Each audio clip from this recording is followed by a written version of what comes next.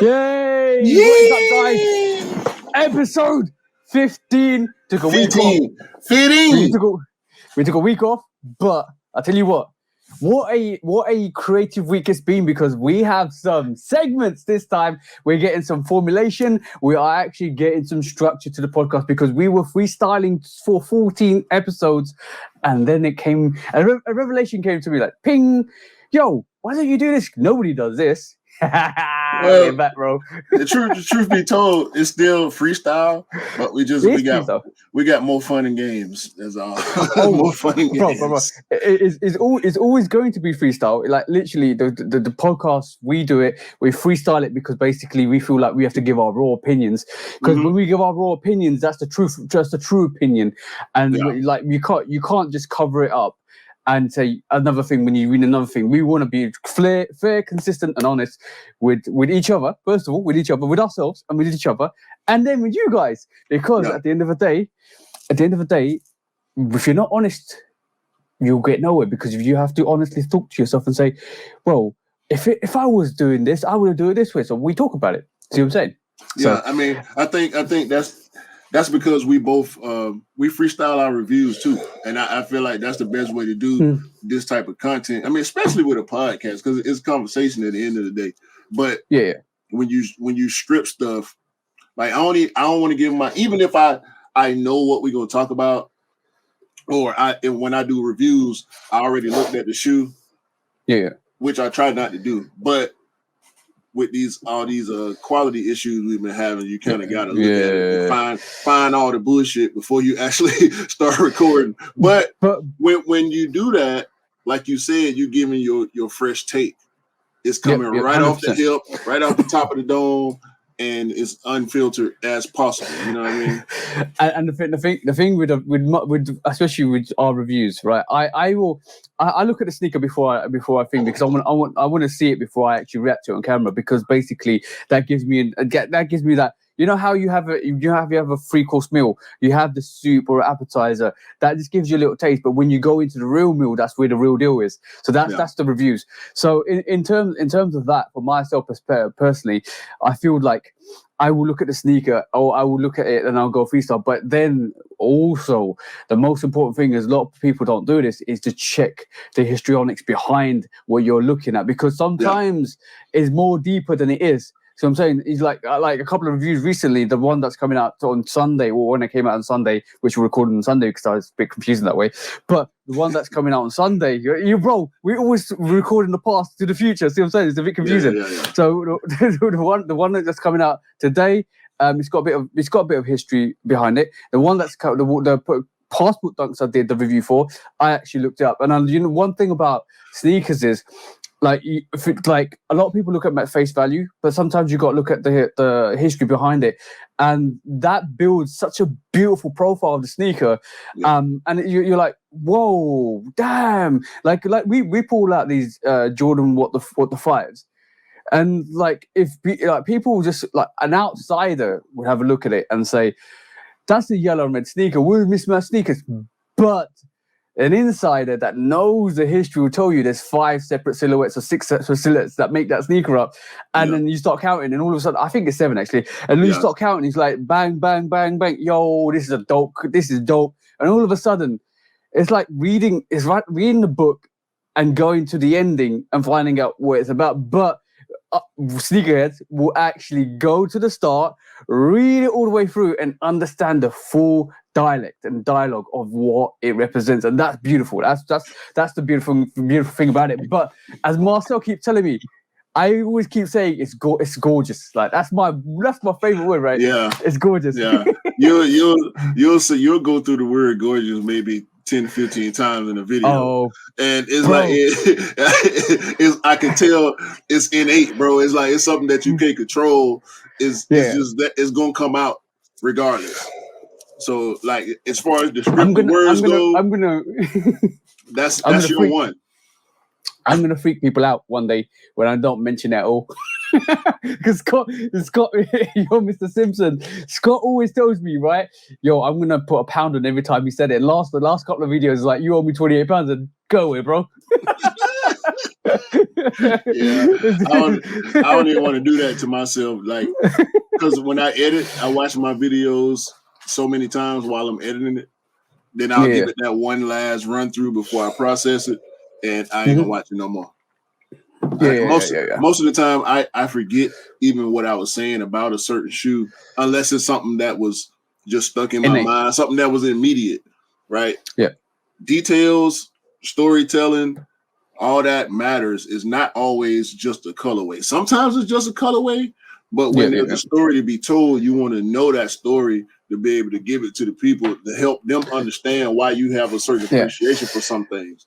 Yeah, and the thing is, what I'm finding out more and more is the fact that when you look at a sneaker and you go into in depth with a sneaker, people appreciate it more because basically they value the fact that you know what you're talking about, but also the fact that you've done all the groundwork to establish and give them an insight. Because it's being a sneakerhead.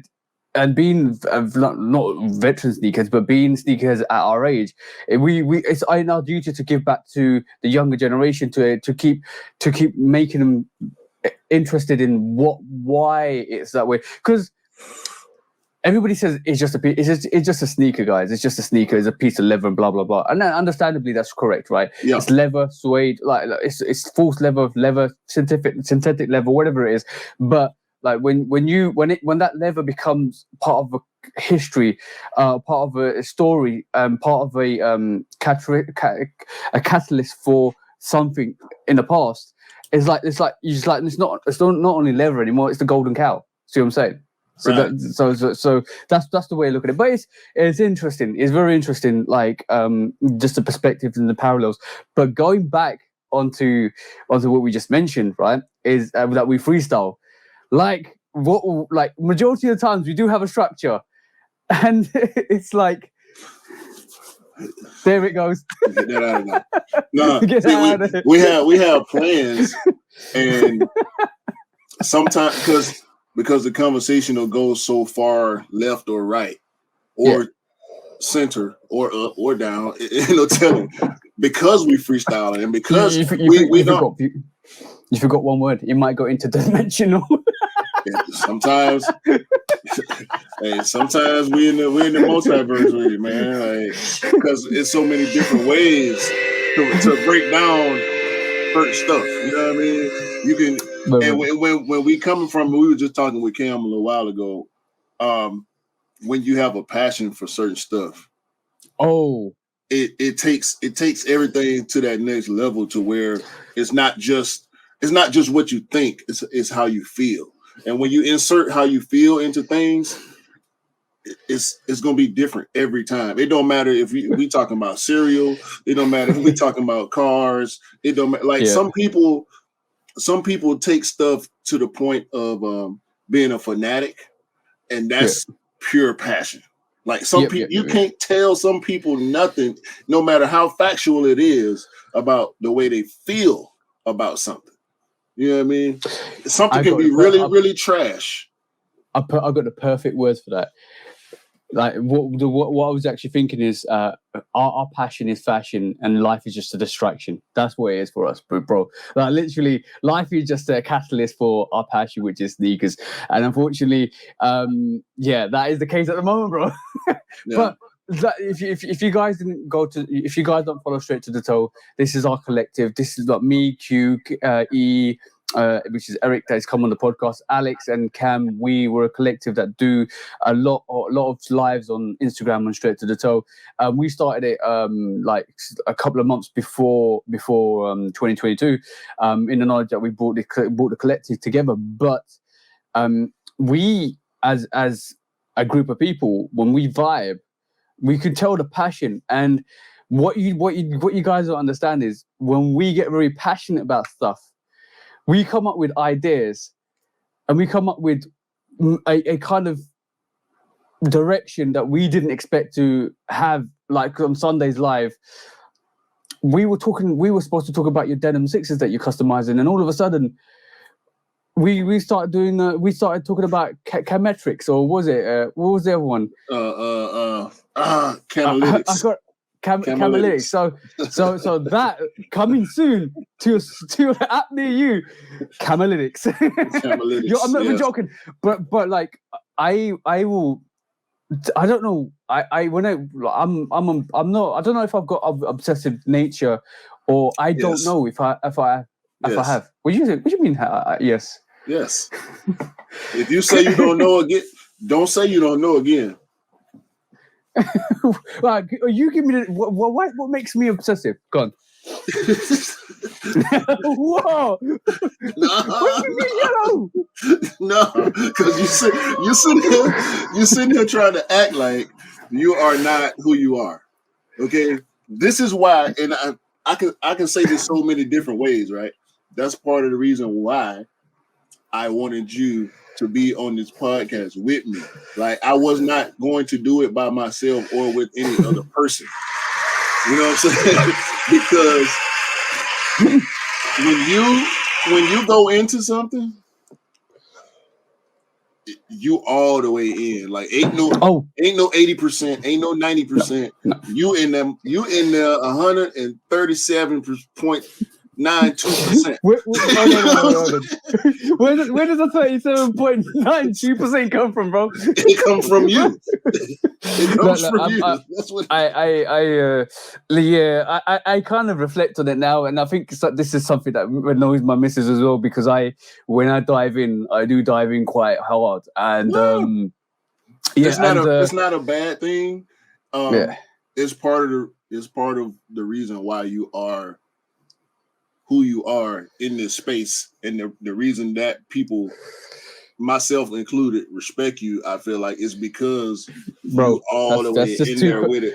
Bro, and that's just kind words. No. True that. And I'm not just gassing you up, right? I really believe that, and it's the fact that it happens so quickly. That's where the obsessive part comes in with me. It's like, idea, okay, I'll do that tomorrow. And tomorrow, even if it's not, it's about steps, right? It's processes for everything. A lot of stuff takes time, so it's not always immediate. When we think about stuff, or we want to start doing something or stop doing something in any part of life, there's a commitment. I can tell you one thing, right? I have passion for sneakers, but I have a bigger passion to my biggest passion. Like, sneakers is amazing. Love it, absolutely love it. I love learning, love kind of educate myself. Love colorways, love breaking it down. It's got to a point where I'm on Jordans. Right, love Jordans or pick up Jordans. Love detailing, but now it's gone other ways as well, which is quite bad for me, financially quite bad. But what I can say is my biggest passion, bigger than sneakers, and I can definitely say this. And if you're watching this and you don't believe me, come and chat to me, and we'll break it down. Like I always say on my YouTube video, if you come and chat to me, let's have a conversation, let's break it down, because my biggest passion is to help people. Like I enjoy helping people, and good people, not people that just gonna take advantage of stuff like that. I can suss that out, but I like helping people that want to reach a certain level, and my suggestions and ideas are always free. They don't come with no favors, no caveats, no nothing, because I want people to excel. I really truly want people to excel to a point where they can live comfortably, they can help other people, and that message keeps carrying on. And that's my focus, is to me to sit here in this space.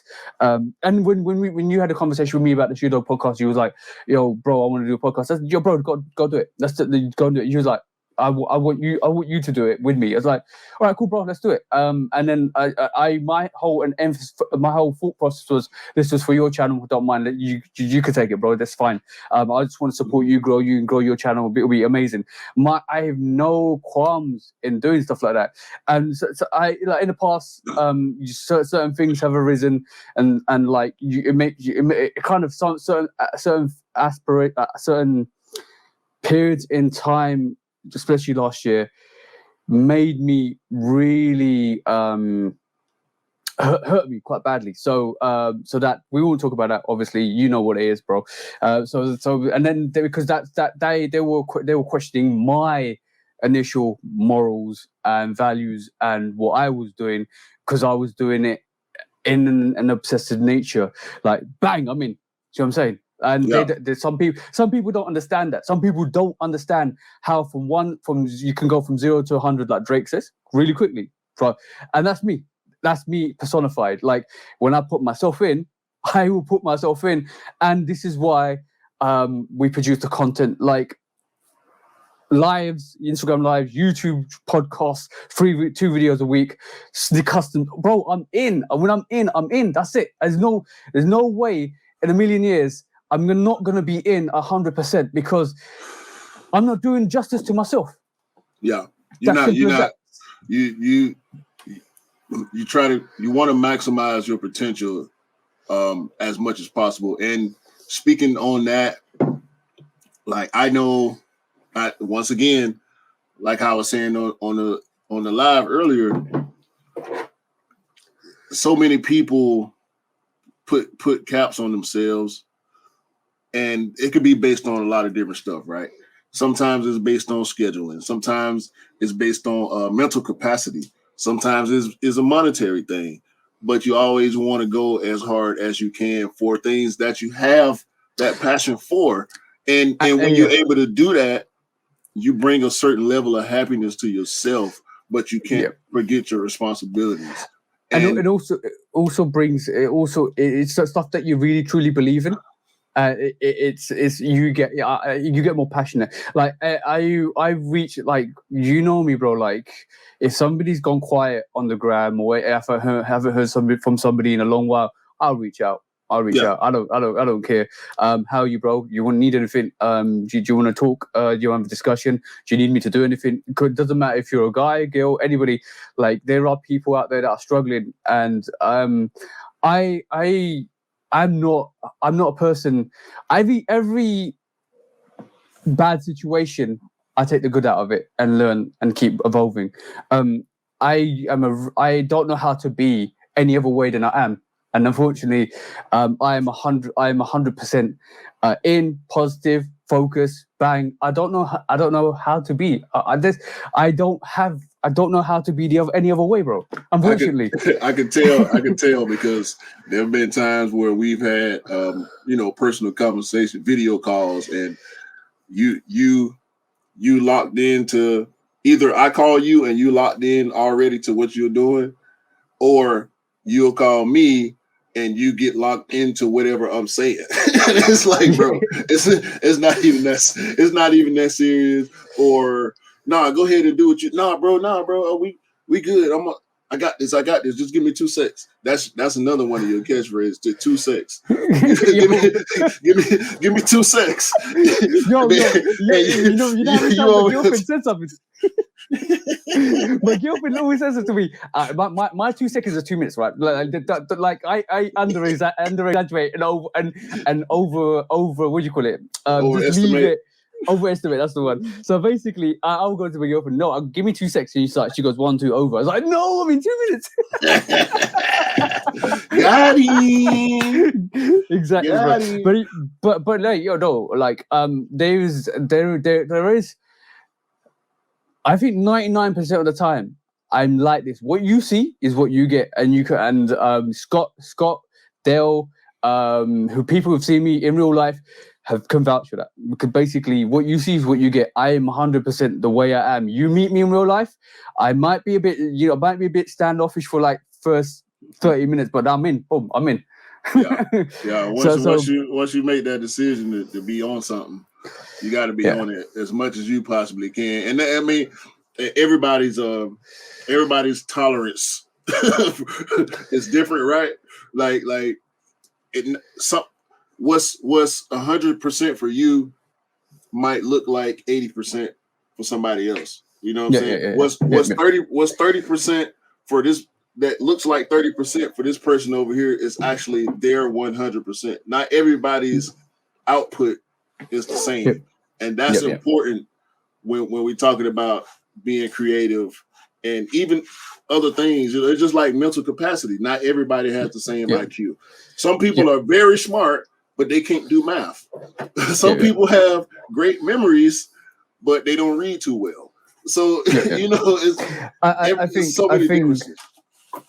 I think it's really important to at an early age to learn what your abilities are and what you're weak at, and then you work on your natural abilities and work on your weakness even harder.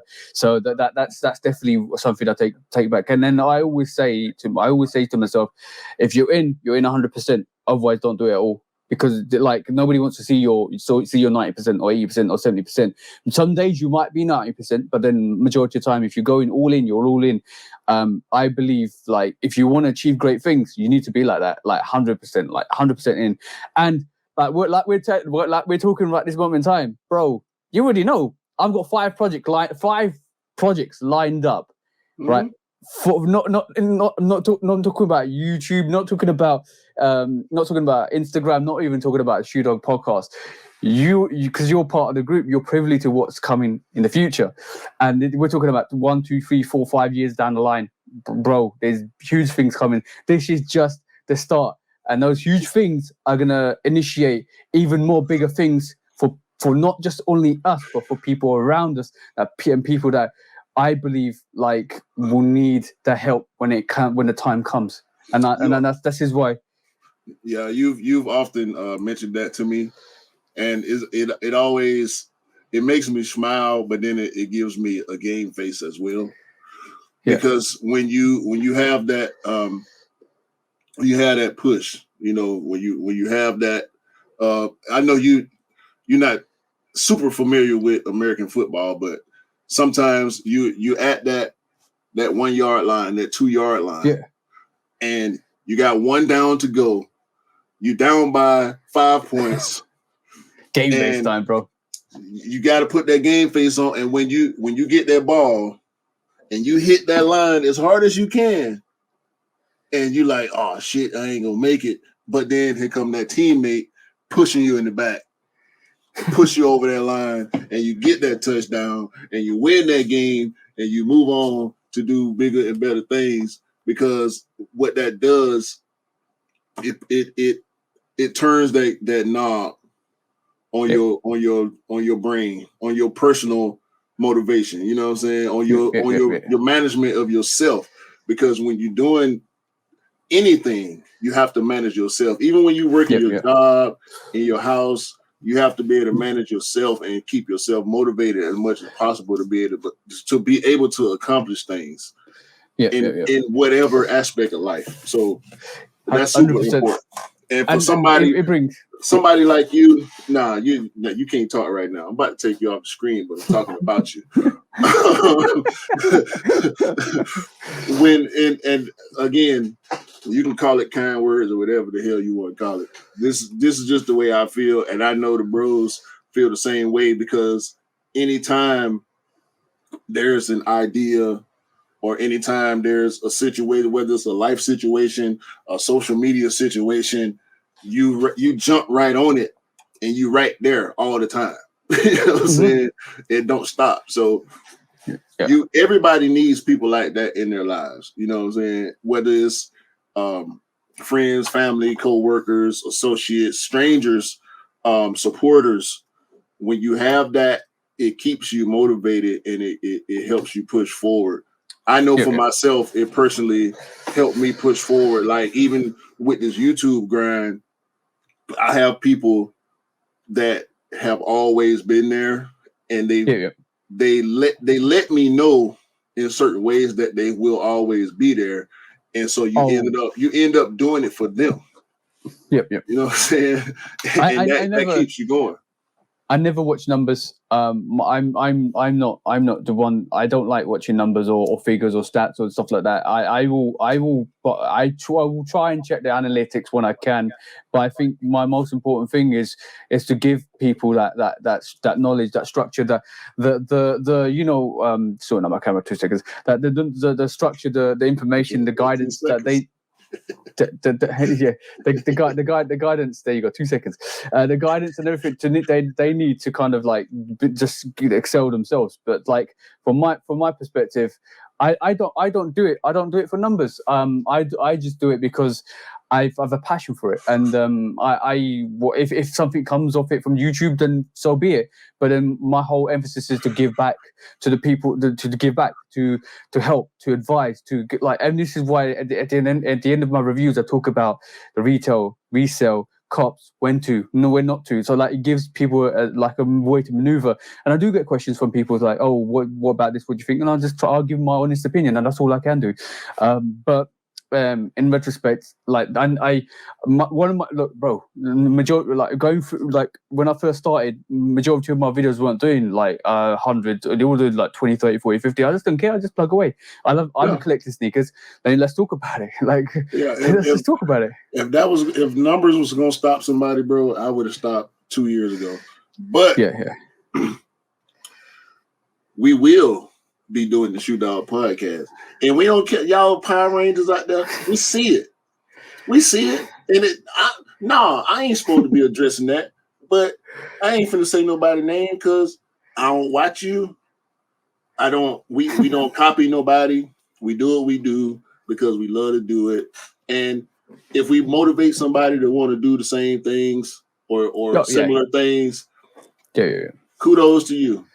Much success. I'm not watching. Okay. Oh, yeah. I'm not gonna watch. I'm not gonna watch it. I wish you the best though. But I think the biggest thing for me is the more of us that actually get into higher positions, and the more influence we have, the better it is for us as a community. Because basically, every community in general, any community like in life, not even sneakers, needs a voice to be heard and to be understood, and that's very important. So, like guys out there, you want to start something, do it with 100% of your effort. Please do it, because basically, and if you need help, support, education, advice, we're here. Like literally, just reach out. We're here. No. We know that's not going to happen, bro. We know that's not going to happen. We do have certain people in the community that we know they have a mutual appreciation for what we do, and we appreciate what they do. But cool.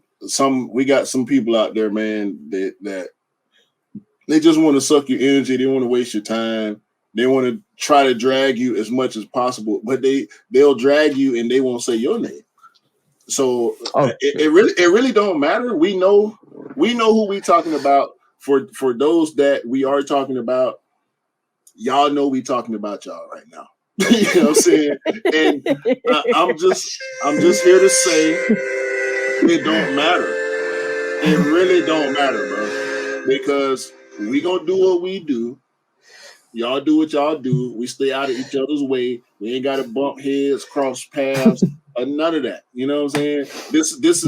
This pond, because it is a pond, right? This sneaker culture, sneaker community pond that we are in is small enough. We don't need piranhas out here eating on each other. You know what I'm saying? Yeah, we can all exist in this pond. And if any of us make it to the ocean, great. Congratulations. Don't say my name. Stop biting. Stop being a Power Ranger. Just do your thing. We the Megazord over here. You know what I'm talking about? I'm gonna say one thing for sure. I can't lose because I'm already winning. At this moment in time, I'm already winning. You know why? Because I got a smile on my face. Simple as, bro. Bro. You know what? What did you cop this week, bro? What did you cop? Not even in we even talking about sneakers either. No, I'm just on a real one. No, I'm just saying I can't lose because I'm winning, because I'm smiling, because I'm happy. At the end of the day, that's what winning is for me. It's happy, enjoying what I do. I enjoy it. So yeah, we good. This week. 2 weeks. There's 2 weeks. People have seen the review, and this is actually for some reason doing loads of numbers, because all the sneakers in this range are doing numbers on YouTube. It is, damn son, Damn, son. Honeydew, nectar, tree nectar, bee nectar, whatever nectar you want is coming to you with this honeydew. Bruh. I like the gray. I just can't dig that. What is that? Velvet? Lavender? Oh, you mean the salt? The salt. Yeah, I can't do that. I need to send you a proper picture because I think the camera's lighting up for a different thing. But it's the iridescent on that mid pounder. That shit is just. Bruh. For those that can't see right now, we're talking about the Air Trainer 1 SP Honeydew, which is the third release from the pack. You do now have the whole pack. Pac-Man. Shout out to Scott again. Yo, I like it, but I don't like it more. Now I like this one more than the coriander, but I like the smoke gray better than the both. So it would go smoke gray, honeydew, coriander for me. Oh yeah, I'm not gonna give you mine because I'm gonna give you that when I do a review for all three, and I'm gonna give you not the review, but I'll give you my top three of these. But this honeydew. You know what they need to do? You know what they need to do? They need to make a red one. Oh, bro, look at that iridescence, bro. It goes. Look. If you guys are listening to this, it literally is a spectrum of the rainbow. Red. I'm gonna get green, blue, purple, bro. You can't really see the blue. Now you can see the blue on the lateral side better for some reason. There go that blue right now. Bro. That's the color. That's dope. That's the color. You know what? And you know what? This is why I love sneakers and every little detail behind them, because basically when you get sneakers like this, look, I'm going to tell you, with this Air Trainer 1 SP, I call it a tribal pack because it's got tribal, tribal 3M. But look, I'm going to, as soon as I take it away from the screen and the light hits it, look at the tribal pack just like bang in your face, bro. It's crazy. It's lit the whole time. Like you can't hold that shoe up because you got your light on and that 3M not pop. It's impossible. And I actually saw somebody last night with those on feet. I think it was that shoe. But if you see somebody wearing that shoe at night, and you're gonna be like, "Holy fuck, I missed out." Shit, that's situation. Yo, I guarantee. I'm gonna tell you guys. I guarantee. I'm getting hyped. I guarantee this in a year or two when it's disappeared. Yeah, it's a wrap. Don't. It's a wrap. FOMO will be the situation. FOMO will be the case. 187 that cop, because you know what? And I'm with you saying that, I'm still not mad that I didn't pull it, because I could have had all three if I wanted. Yeah. They're sitting. But let's just be honest. The coriander sold out here, but it restocked shortly after. And if I'm not mistaken, the smoke gray and the honeydew are still available right now. Yeah. You may not be. You might have to cop it from overseas, but they are definitely available in certain sizes. Because a lot of the bigger sizes and the smaller sizes sold out. I think a lot of young people are interested in that shoe, and OGs, but you don't see that shoe on feet as much right now. Yeah. In a year or two, like you said, when the price does what it does, it doubles down. That's what it's gonna do. It's gonna double down. Trust me, bro. If you see somebody with that shoe, and I want to segue quickly. I saw a guy. I had on my purple violet Gatorades yesterday, and Hold on. Let's give you a round of applause for that one, bro. That was a dope little reel.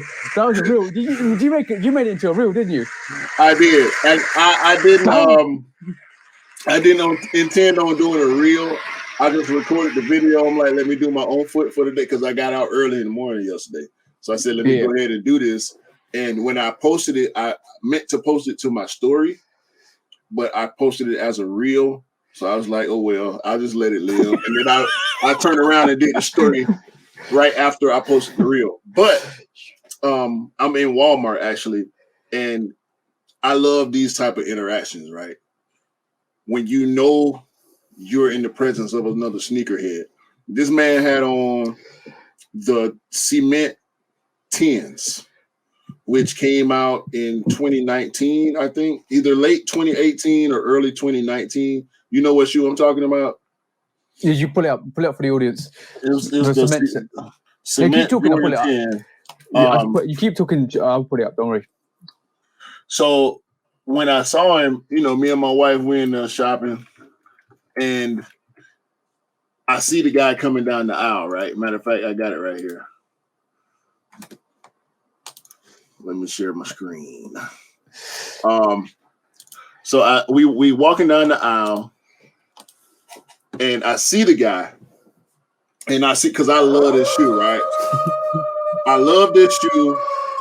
I wanted the shoe, but I wasn't buying as much as I do now when this shoe came out.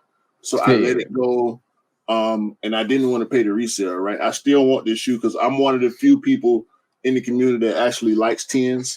We'll say that me and King Rod, we actually like 10s. So, man, I'm looking at his shoes, and he in there with his sons. He got his 2 sons. One of them had on the triple white Air Force Ones. His other son had on a pair of Dunks, I think. But I locked in on his shoe. And as he approached, I stepped back so him and his family could walk by because I was looking. Yeah. And he goes, excuse me, bro. And he said, I like those, man. I got the orange pair. I wanted to tell him I got all 4. I ain't want to flex on him, right? because he giving me kudos, right? And that's rare. Like, it's rare when a person outside of a sneaker event or the mall or something, like, even in the mall, like, people, they'll throw you a compliment. Like, maybe 1 out of 20 people will throw you a compliment. They looking and they thinking, but they're not gonna open their mouth. The guy says, I like those. I got the orange ones. And I'm like, shit, I got those. Bro, the shoe on his foot looked like this picture because they were so clean. Yeah. So either he has a bunch of shoes like we do, and those were so far back in the rotation that, maybe he's worn them he might have worn them 2 or 3 times. Yeah. And he looking at my Gatorade, like, we compliment each other, and like, that's what it's about when you run into another sneakerhead like that. And y'all peep each other, because you don't see purple Gatorades all the time, and you definitely don't see Cement 10s all the time. I've got a question for you, Q. How tempted were you to flex on him? Slightly. How slightly out of 100%? How much were you? Probably 40-50% ready. I was ready because it popped up in my head. It definitely popped up in my head, bro. As soon as he's even having the fault, bro. No, yellow card, yellow sneak. The yellow sneak for you, bro. I would take it. I would gladly take it. First instinct is to flex. Yeah, no, because he said, I like those. I got the orange ones. And as soon as he said, I got the orange ones, the first thought was, I got all 4 of them. No, actually, I'm lying. The first thought was, I got the orange one too. The second thought was, I got all 4.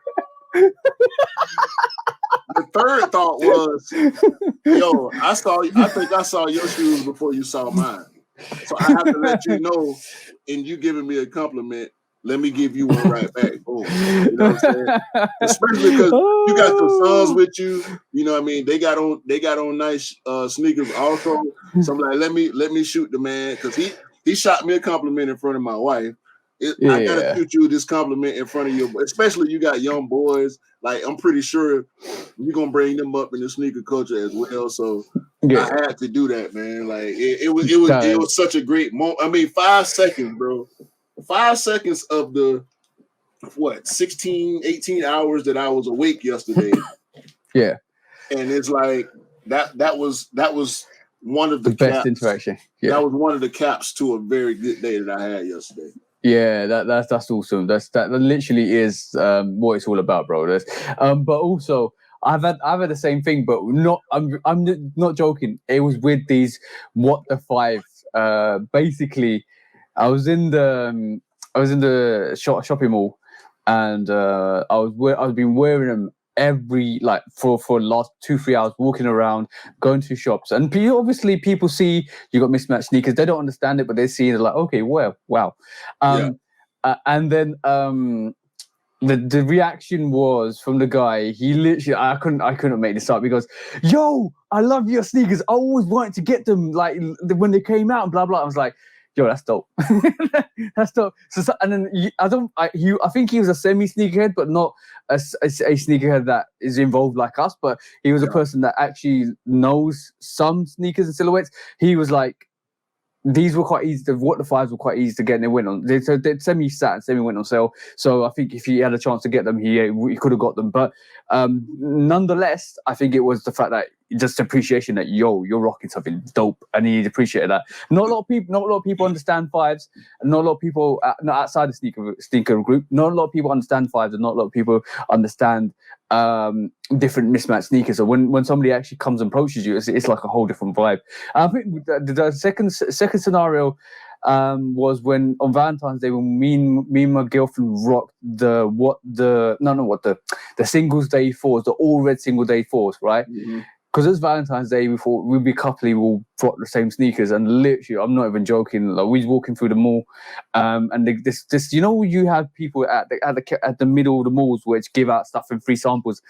She was like, literally, I'm not even joking. She was like, "Oh my god, you guys!" No, in the loudest voice you can. "Oh my god, you guys look so cute." I was like, "Oh shit."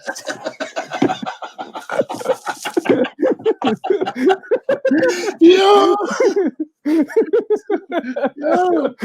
Duck and dive. You talking about embarrassing? You gonna put me on blast like that? Exactly, that's what I'm saying. And then like, it was jokes. And then the thing is, because we got on the tube, which is a train system here in the UK, London Underground. We were walking down because we rented a hotel. We stayed there and had like Valentine's. We went out for dinner on Valentine's, and literally going to the train station. Literally, guys, and nobody sees an all red sneaker, right? This was years back. Nobody really sees an all red sneaker, and they're like, you just get people like, "Oh, love your sneakers," like, and then where'd you get that from?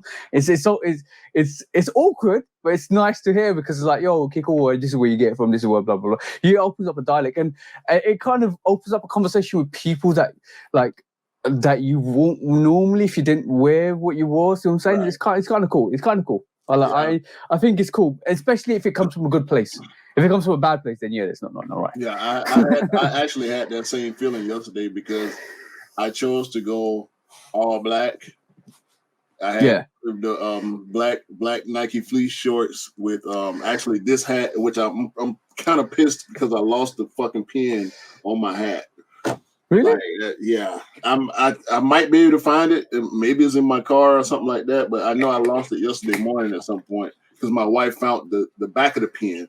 But that's besides the point.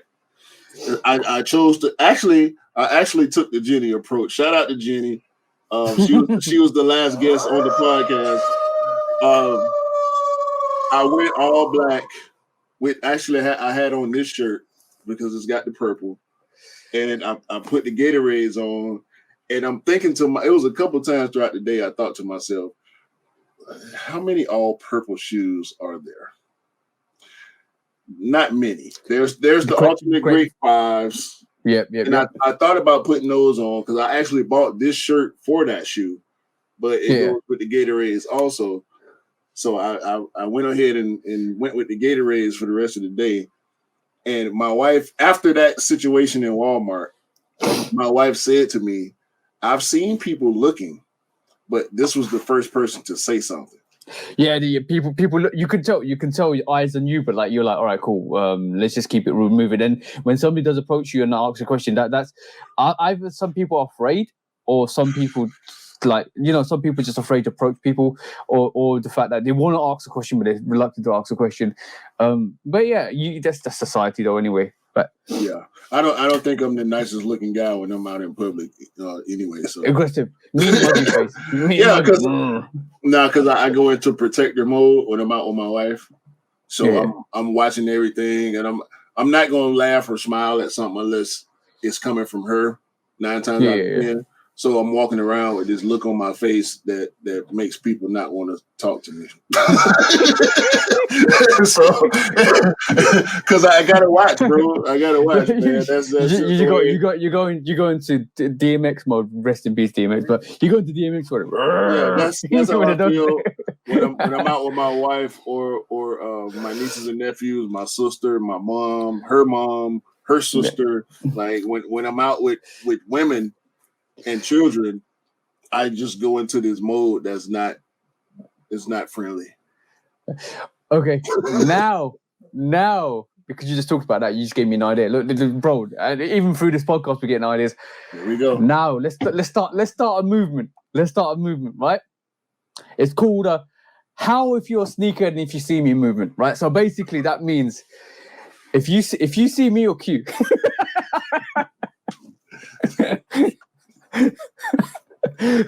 Or we need to get a t-shirt with this, bro. So if you see me or Q on the street, and we'll definitely need to get a t-shirt. And it's gonna say on our back of our t-shirts or front of our t-shirts, he's gonna say how if you like sneakers, and that's the movement. That's the movement. Like the kick note on the back of a you know, the kick me please, right? It's gonna be like how if you see, or how if you love sneakers. That's what it's gonna be. And then every time you hear that, you're like, all right, cool. Where's that shoe dog? All right. No more ideas. No more ideas on this joke. We gotta save them. Oh, bro, I am always full of ideas. You know me already. Like they come to me sporadically, and I just have to share them. But second pickup in the last 2 weeks is in this box. I've not done the review for this. I'm going to leave my review on reservation because it's going to be reserved for the video. But I can share something with you. I already know. The Air Trainer 1 Midnight Navy, bro. Look at that booty shot, bro. Bro, you just on a trainer binge right now. Yeah, pretty much. You picked up what 5 pairs of trainers in the past 2 months. Yo, the materials on this is great. Yo, this with the chlorophylls. Dope. Both of them are dope sneakers. I'm just waiting. I'm just hoping that everybody keeps sleeping. Why they sleep in their bed? It's midnight. They're all like in their REM dreams, and literally, and they're not waking up until like 5 o'clock in the morning. And when it is 5 o'clock in the morning, the sneakers are on discount, and then I'll go and pick up another pair, which I can wear to the gym. For sure. I got to reserve the retail pair, then get the sale pair to wear to the gym pairs. You know what I'm saying? So it is like I'm still sitting here, and I'm still really grateful that Mr. Miller. A shout out to Mr. Miller. He actually put me on to the chlorophylls, not the chlorophylls, the corianders, and I haven't looked back since because I knew Air Trainer 1s. I didn't know the history. I didn't know anything much about them because my main focus was Jordan, or Yeezy. And now it's more like, okay, cool. What else is out there? And then picked up the Air Trainer 1, the Air Trainer 1 corianders, learned a bit, learned the histrionics, learned about Bo Jackson, learned about, like John McEnroe or Agassi and all of that stuff, learned the fact that it's 35 years since they fucking came out. See what I'm saying? Mm-hmm. So in reality, it was an education. It was back to school time for TJ. And it felt good because I learned more, and and that's the key to leveling up in your knowledge bases. Keep learning, keep evolving. And there's one more thing coming that you're not going to be happy with. Next week, you'll find out.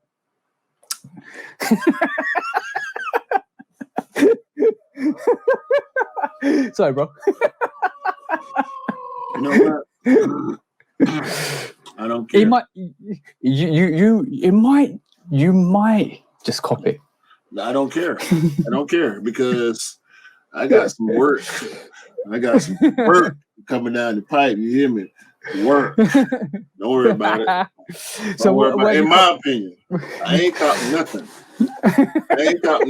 Because so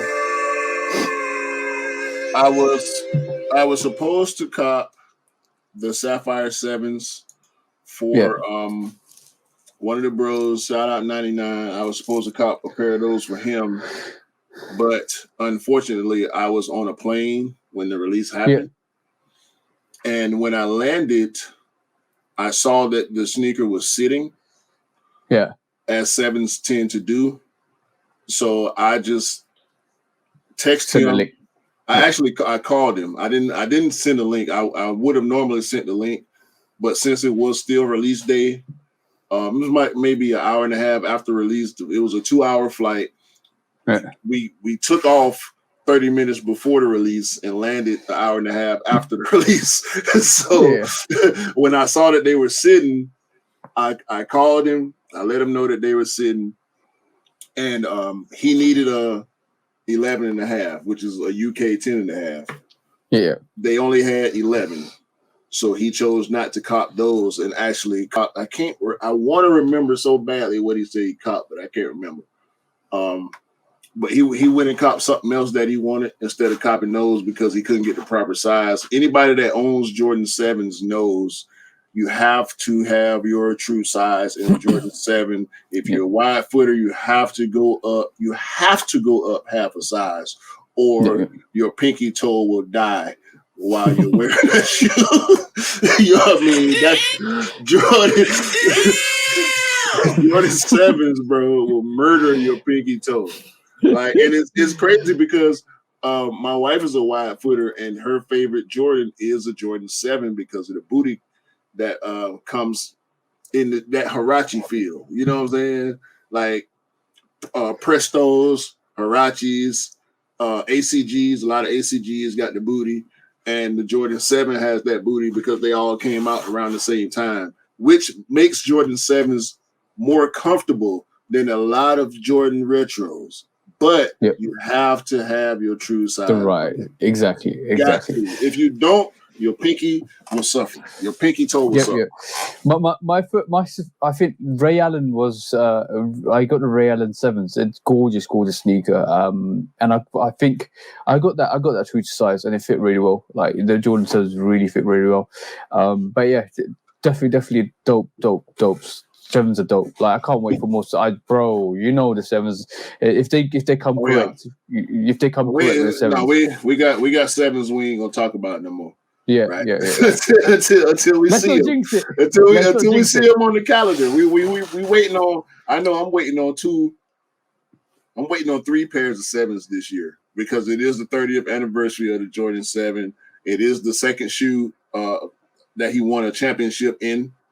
So 7s, like I love 7s. I got 4 pairs of 7s right now in my collection. I don't love every colorway, but I do love the silhouette itself, especially the OGs and some of the some of the new colorways from years back. Yeah, yo, I'm gonna say this right. The Greater Chinas, bro. No, 5. I got 5. Yeah, I just remind you of the Greater Chinas, didn't I? Yeah. I forget I have that shoe sometimes. Because it's not something that I'm gonna wear too often because I really want to preserve that. I don't even know what you call it, like that, the etching or the top layer with the dragon and all that. Oh yeah, like, Oh, you mean the weave, the woven material, like No, not even that. Just the dragon. Oh, you mean the vinyl on the dragon vinyl on it? Yeah. That's yo. And you know what? One thing about that sneaker, like that sneaker itself, the Chinese writing at the tongue says Michael Jordan, right? The back panel is actually a 9 for his Olympic number. The Mandarin. The Mandarin. And the dragon has 2 heads, front and back. Like it's the two-headed dragon. And let's not even talk about the motifs on the media side, bro. No, we ain't got to talk about that. we ain't no conversation to be had. Like, bro, that's no. And we talk about this shoe pretty often on the podcast, right? Like, I mean, as far as certain shoes that we gonna talk about extensively, like, I don't even want to talk about that shoe no more, bro. Exactly. If people don't like it, so fucking what? That shoe is you can't dope, touch it, bro. You can't touch it. You can't touch that sneaker. You can't touch it. Trust me. They go in the dark.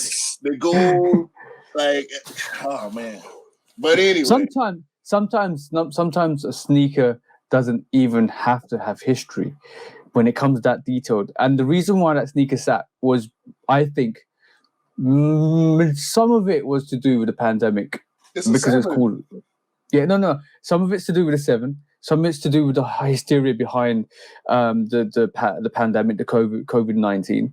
Some of it has got to do with that, because especially if you're naming a sneaker the Greater China, and I think that was supposed to be an Olympic sneaker anyway for the Chinese team. So in realism terms, that had a knock-on effect, but it just meant it's an easy cop. It's easy cop. Yeah, I broke that shoe down. I broke the story down on my review, and it did decent at the time, but I think over time that's one of the ones that people gonna end up going back to, because that shoe actually ended up in outlets here. It sold out on Sneakers, of course, but Sneakers was the only place that you could get that shoe for retail in the US. And it ended up going to outlets because people bought it and sent it back. And this is a perfect segment to Mythbusters.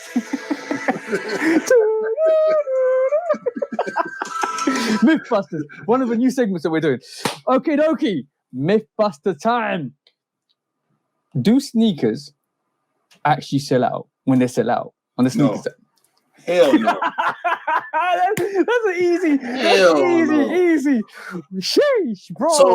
So sellout has become a pretty subjective term nowadays, because we know the code has been broken. If you paid enough attention, the secret is out. The cat is out the bag. We know what flavor the Kool-Aid is. Okay,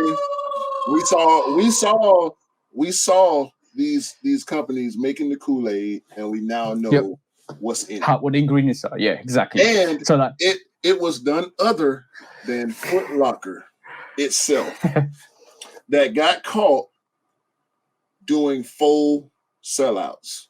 Okay, full sellouts is a thing. Now, when it comes to sneakers, we all at this point know Jordan Reserve. If you spent enough time on sneakers, you know during slow release weeks and sometimes non-release Saturdays, look for that Jordan Reserve, right? We know it is 11 a.m.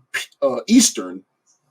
I don't know what anybody else's times are, but we can just go off the Eastern time, because we know releases happen at 10 Eastern and 7 Pacific, right? Yeah. When it's a slow day, just be on the lookout for that Jordan Reserve, and because they just did a couple of weeks ago, Brotherhoods, Marinas, Fusions, Smoke Gray 2.0s, I think. I that might have been a while back. But we get these reserves, bro, because they're not sold out. Wild. Could it be a late shipment? Sure, it could be a late shipment. That's not wild. That's not wild. I that's no capping either. That's facts, straight facts, knowledge, information for you guys. Because how did I manage to get? Hold on, bro. I ain't even think about 8 months. 8 months. I had to count the months. 8 months after the original retail release. How did I manage to get a UNC University Jordan 1, bro? Bro, and we know everybody that was paying attention knows how crazy that shoe went. Like that, I was so hot. That I couldn't get my hands on that shoe, bro. And every reseller including the ones I know, had 8, 9, 10, bruh. Like that release was so crazy. Redonkulous. It's redonkulous. It was so crazy. And I'm not mad. I'm not mad about it because I ended up getting the UNC 4, which I like better than the UNC 1. And I know that's a hot take too. That's like getting kicked by a rhino donkey. It's redonkulous, bro. Bro.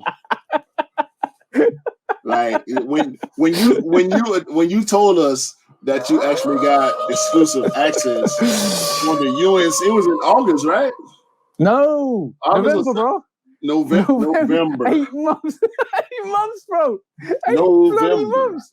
Yep, 8 months. Like, come on, bro. So that's a myth, bro. That's a myth. I'm not believing boutiques. I'm more inclined to believe, but then we have to go back to this whole trophy room theory, right? Yep.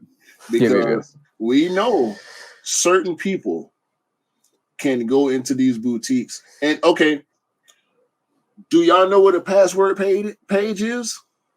No. You know what a password page is if you try to cop from Union, I'm on my air, Social Status, Pata, all the boutiques. Yeah. When they do online releases, first you see the password page. Who got the password? Come on, Q. Let us know. Who got the password, bro? They're mates and resellers, bro. You ain't got it. We ain't got it, bro. Friends and family got their password. We're not plugged in like that, bro. No, we're not. We don't know Marcus. We don't know Marcus.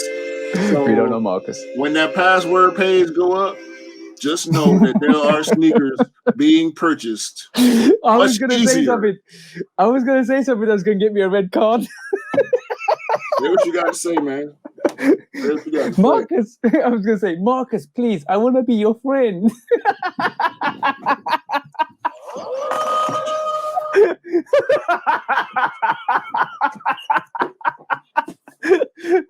Oh, sorry, bro. I told you it's gonna give me a red card. Oh shit! Yeah, man. All right, so Mythbusters, do sneakers sell out? No, they don't. And if you missed the release,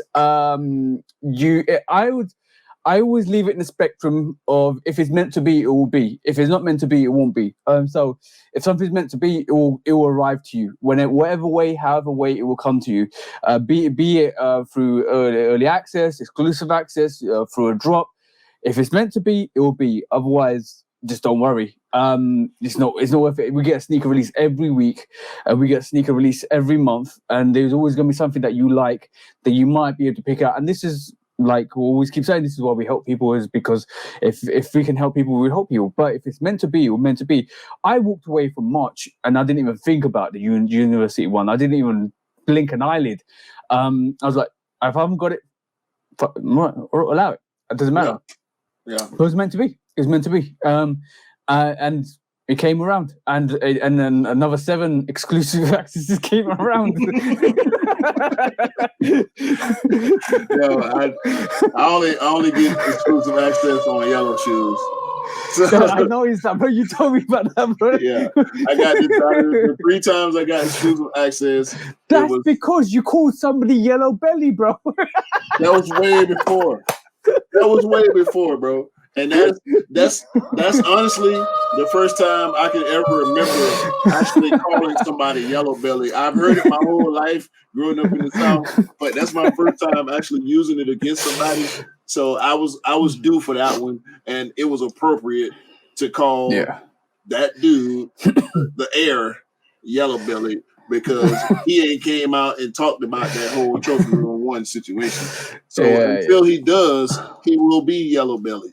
And depending on how long it takes, he'll still be yellow belly if he do decide to talk about that situation. So, and by the way, I didn't take all of those 7 exclusive access to myself. I actually gave 4 people and actually gave 3 people exclusive because they wanted the sneakers. I think one was for the Shimmers, got it for Sis.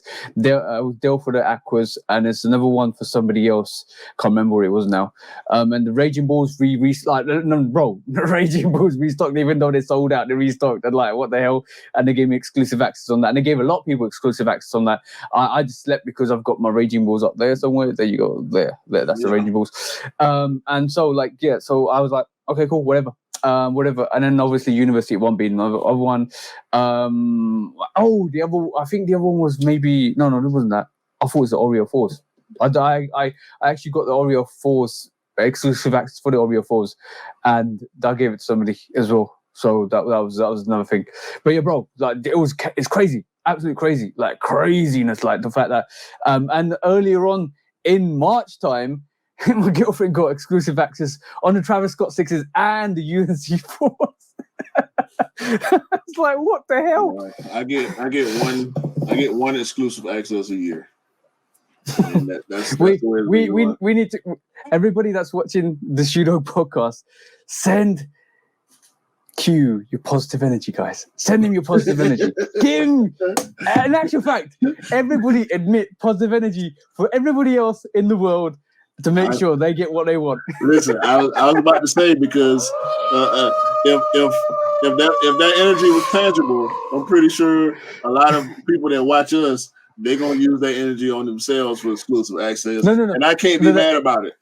No, don't be mad about that. But when like everybody just get like literally just look into the TV and just send your positive energy out there for everybody else in the world, because you're getting everybody else's positive energy back. Trust me.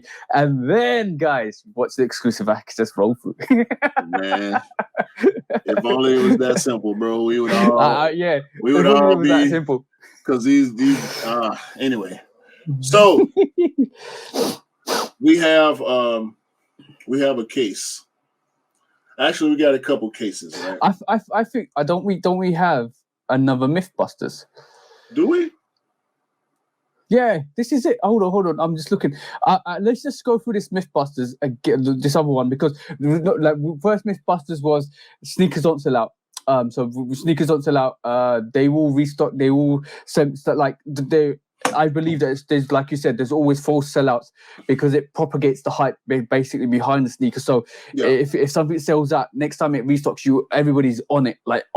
So like the prime example, and the prime example being the Panda Dunks, bro. Every time it restocks, it sells out. Every time it restocks, it sells out. But every time Nike said that they wanted to make the Panda Dunk as accessible as the Air Force One. Air Force One, yeah. So I'm cool on that.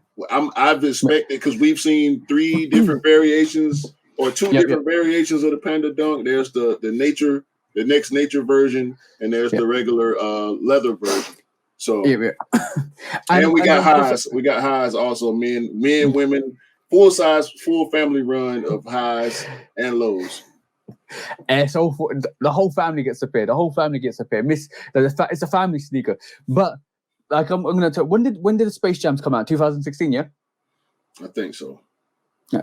So I remember, right? I missed out on the Space Jams, and then in March time, they dropped exclusive access when I was on the bus, for a lot of sneakers, and one of them was Space Jams. Bang, bro! Like, I think they did the chameleon ones as well, and they drop the Space Jams. Bang, there you go. Hey, and I managed to cut from that thing. So nothing sells out. They have reserves of sneakers. Trust me, they will release them. They will make you anticipate the next restock. The next restock when it comes out, even on release date. I don't think the whole percentage of the releases come out until they'll kind of reserve them. And then some of the footstock, and then there's the whole different aspects of online shopping to going to the store shopping. You guys cannot find, I would say, the heritage ones online right this moment in time. You might have pairs and pairs there.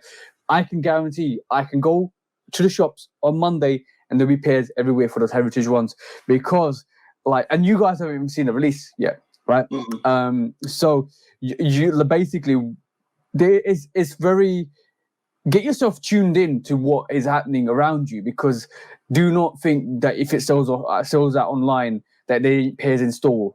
And don't think that if it sells out online, you can actually just go to StockX and buy your pair for another 20, 30 pounds. Save your money. Go to the store. Save your money. Next segment for Mythbusters. I love that music. So,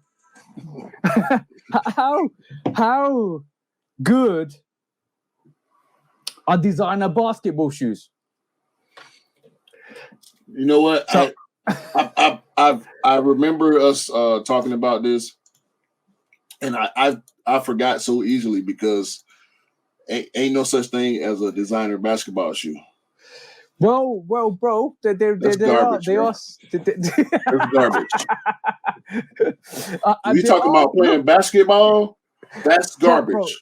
But this is Gucci's basketball sneaker. So, how is this false advertising, or is this a playable sneaker? Because in retrospect, somebody can put their foot into that sneaker, and be it Prada, be it Gucci, be it anybody, right? Like, I'm just gonna pull up the Prada sneaker. There you go. Look at that. That's Prada. horrible. I'm just saying, these are designed to be basketball sneakers. That is a boot. That's a hiking boot, bro. What is it? It's like a high-tech boot. Yeah. So now the question is, and to be honest, I'd like the colorway on this. I don't mind the colorway. I'm not even talking about the price tag. No, that's not even talking about the price tag or anything like that. But these are earmarked as basketball high top sneakers. So now, and you know what they're based off: Converses, Vans, Jordan 1s. Actually, they look like Reebok pumps. Yeah, exactly. This looks more like a Reebok pump, but an Omni pump. Yeah. Omni pump is dope sneaker. One day I'll have that in my rotation. But that is a designer basketball sneaker. So now, is that feasible to use on the court? And is it called a basketball sneaker because it's more not even basketball anymore? It's gone down the Jordan 1 route where it's more luxury, like even Converse is luxury. Like, you can wear this as a luxury sneaker because. So okay. So Jordan 1, right? In 1985, it was a basketball sneaker. Just like in 1984, the Adidas Forum was a basketball sneaker. Just like in 1982, the Air Force One was a basketball sneaker. Yeah. Just like years prior, the Converse Chuck Taylor was the basketball sneaker. Yeah. If you go out and try to play basketball in a pair of Chuck Taylors, you will regret not having a different pair of shoes on when you finish playing. Okay. Yeah, it's gonna hurt your feet. With that being said, those must be comfortable shoes. I bet you could walk all day in shoes like that and not feel a thing. I wish I had shoes like that. Bruh. So with that being said, right? Basketball in the title, the word basketball in the title of this sneaker here is an aesthetic. It and that's looks like a basketball shoe. It's supposed to look. So it's biting off the vintage aspect of the 1980s and 90s. Bro, we just talked about this a little while ago, and I don't think this conversation will ever die because when we talked about Kai versus we talked about Kai and John Geiger and Warren Lotus versus Amiri and Louis Vuitton and you know the whole taking of style and the bigger companies seemingly getting a break when the smaller creators get sued, right? It looked like a Reebok, bro. Yeah, it does. It don't look enough like a Reebok. I think be a Reebok. No, for Reebok to go after Gucci. Yeah. And I wouldn't buy it. It's not terrible, but it's not for me. I anticipate seeing people that are into high fashion wearing this shoe, but bro, you're not at £725. It's not for a lot of people, bro. No, that's before tax. That's our price. That's UK price. But that you will get taxed on that, bro. So that's 800 already. Easy 800. Yep. I'm not paying $800 to go hoop, bro. I ain't in the NBA. So I have two analysis on that. So basically, I was going to say one thing. Shout out to Magic Johnson. I do really feel sorry for him because he wished he'd signed with Jordan Nike rather than that conversation came up instead of Converse because he reckons Converse. He's deal with Converse. Was it Converse? Yeah, wasn't it? Converse. Him and Larry Bird. Yeah. He lost 50 billion off that deal. And then that just goes to show. Like I would say the Magic Johnson and Michael Jordan conversation, it almost will, if Jordan had joined Adidas, that could have been another conversation Michael Jordan would be having with the media, saying I regret not taking that Nike deal because because basically I at that moment in time when like there's the top teams, the top level companies, right, are pretentious. They will they know they're on top. They know they've got you where they want you because you want to be with them rather than wanting you. Now the dynamics changes when the dynamics is totally flipped on its head when the company's chasing you because you have a better bargaining ability in that range because you have the power in that discussion, and it's all about power dynamics because basically if you really think about it, is whoever needs somebody the most is the weaker party. Right. So, like in realism terms, Jordan didn't need Nike. Nike needed Jordan. Jordan played off that. Now the power dynamics between Adidas and Jordan was Adidas like we don't need you. We got Larry. We got other athletes. We got other athletes under our wing. Converse, we don't need you. We got Magic Johnson. We got Larry. We got the roster. You just be one of the basketball players in that roster. So we don't need you. Now Nike, underdog. Now Nike owns Converse. Yeah, exactly, and they own Vans. That's a totally different discussion. Yeah, but Nike in their dynamics, in their power dynamics, knew that they were the underdog of that situation, right? Yeah, they were the underdog. Yeah, and they scouted Jordan, right, to sign him. And this is why I believe the movie that they're gonna do for Michael Jordan signing for Nike, right? It's gonna be interesting because I like to see how it fruitions out. I can't wait, bro. I can't wait. This is and the fact that is Matt Damon and Ben Affleck playing the roles of whoever. I hopefully not one of them is gonna play Tinker. Probably no. It's gonna be Phil Knight. One of them's gonna be Phil Knight. One of them's gonna be the scout. I can't remember his name now. That actually went and like I can't remember his name, but I know he had an instrumental part in kind of scouting Jordan at a very early age when he was in his high school career. So basically, he saw Jordan come through, and he kind of said tonight. He said to Phil Knight, "You need this guy. You need this guy. We'll do whatever you can to get this guy." I know the story quite well, and they had discussion. And Phil Knight Phil Knight was convinced to a point where he didn't want to offer Jordan what he got at the end because it was due to the scout that Jordan got his deal. It's got nothing to do with when Jordan developed the shoes with Tinker, or that Jordan 3 after the Jordan 2 and all of that stuff. No, it's got nothing to do with that. It's the pinnacle of how Nike acquired Michael Jordan. I need a Tinker cameo though. Yo, that'd be dope. But I said it in the sneaker news. There's only one person that can play that role. No. It has It's not to him. be. Namesake, It's bro. not him, bro. No. First of all, except for Michael B. Jordan, who do you think can play that role? you know what? I think it'll be an unknown. I Oh. think it should be an unknown. This person is gonna have to have some extra height on him. I don't think Affleck and Damon are the tallest guys in the movie business. A lot of celebrities tend to be kind of short for whatever reason. I've heard that throughout my life. They're more down to earth. Pun intended. Sure.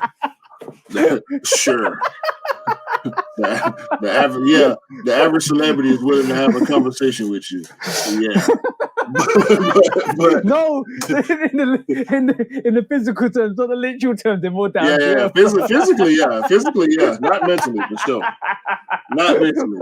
But I think it should be an unknown. I think it should be somebody that is associated with basketball, whether he's a player, a former player, aspiring player, college player, high school player. You mean what Ray Allen did to like the He Got Game movie? Exactly. Yeah. Ray Allen. I mean, we're not talking about White Man Can't Jump here. We talking about blue chips, Shaq and Penny, actual basketball players playing basketball players. We're talking about He Got Game. Denzel, the great actor, is parallel to Matt Damon and Ben Affleck. And we got Ray Allen, an actual basketball player, not the greatest actor, but still a good movie because there was real basketball involved. The best movies, whether it's a consultant on the scene making sure that everything goes the way it should go, or there's actual participants in whatever field being a part of the movie in front of the camera, it'll make it better. So that movie, I'm really looking forward to seeing how well they can pull it off. We probably got some time. Probably got a lot of time before we see it. Hopefully I'll forget about it until it actually we start seeing trailers and stuff. Yeah. I hate hearing and seeing stuff so long before we actually get it. Like we've been seeing we've been seeing stuff. We've been seeing shoes. I ain't gonna name no names, but we've been. I know it's the one pair that me and you sent me a post about yesterday. I'm not even mentioning that. We talk about, bro. Right. Let's not talk about nothing, bro. Yeah. Sometimes I just hate seeing stuff so far away. Yeah. It's a myth. Because we wait. You know what I mean? I hate anticipating stuff like that. Nobody wants his never-ending story about sneakers, bro. Trust me. Right. Okay. Yeah. On that note, name 3 great basketball movies.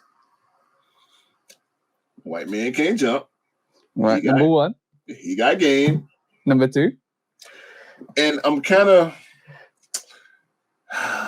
I want to go. You know what? Ain't no wanna about it. Above the Rim. Hey, Above the Rim. Above the Rim. Ooh. Yeah. I want. There's so many more. I think White Man Can't Jump is probably my favorite basketball movie. But then you got stuff like Coach Turner. Coach Turner. That's a classic, bro. That's a dope movie.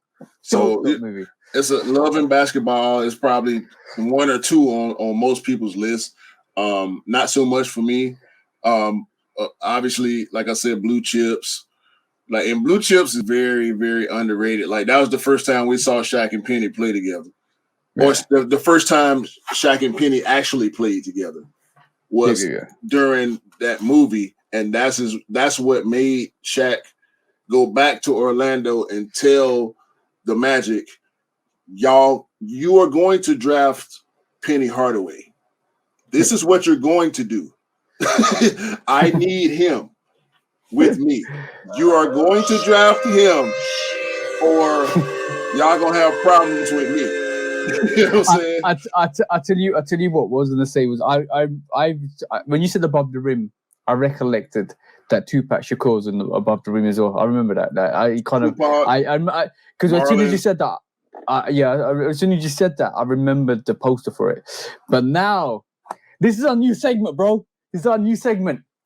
Lose, choose, dump. You just said 3 movies there, bro. So this is our new segment. Now, this segment is you lose it means you're okay to lose it. Like if it comes back in about a couple of years, that's fine. You're okay to lose it. Choose is you're keeping that religiously. You're not ever going to have that. You are sleeping in bed with that right next to your chest, right next to your heart. That's it. That is done. You are never going to get rid of that. And dump is, in a harsh way, is you could throw it in the bin and burn it. Okay, so 3 movies, right? 3 choices. Lose, choose, dump. Now you got White Man Can't Jump. You got Game, and Above the Rim. Difficult decisions, bro. Difficult decisions. God, I leave that to you, bro.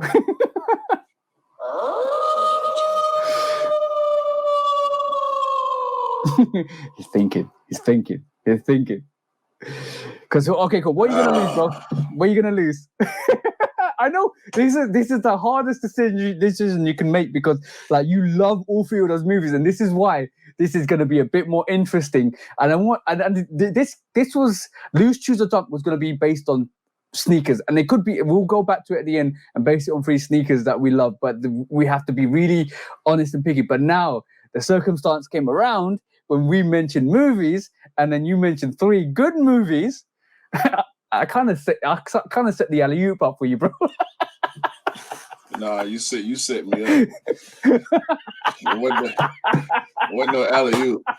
You set me up, but it definitely wasn't a damn alley-oop. God damn, bro. Because I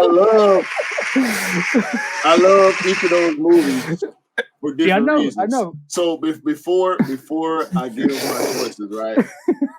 Before I give my choices, okay. So we talk about a White Man Can't Jump, right? Okay. That's what is a White Man Can't Jump, Above the Rim, and you got Game. He got Game. Yeah. White Man Can't Jump gives you street basketball. Yeah, that is beautiful at the ground level. Like it's hustling, it's real life. You know, it's 2 different dynamics. It's a beautiful day. It's relationship, it's friendship, it's everything.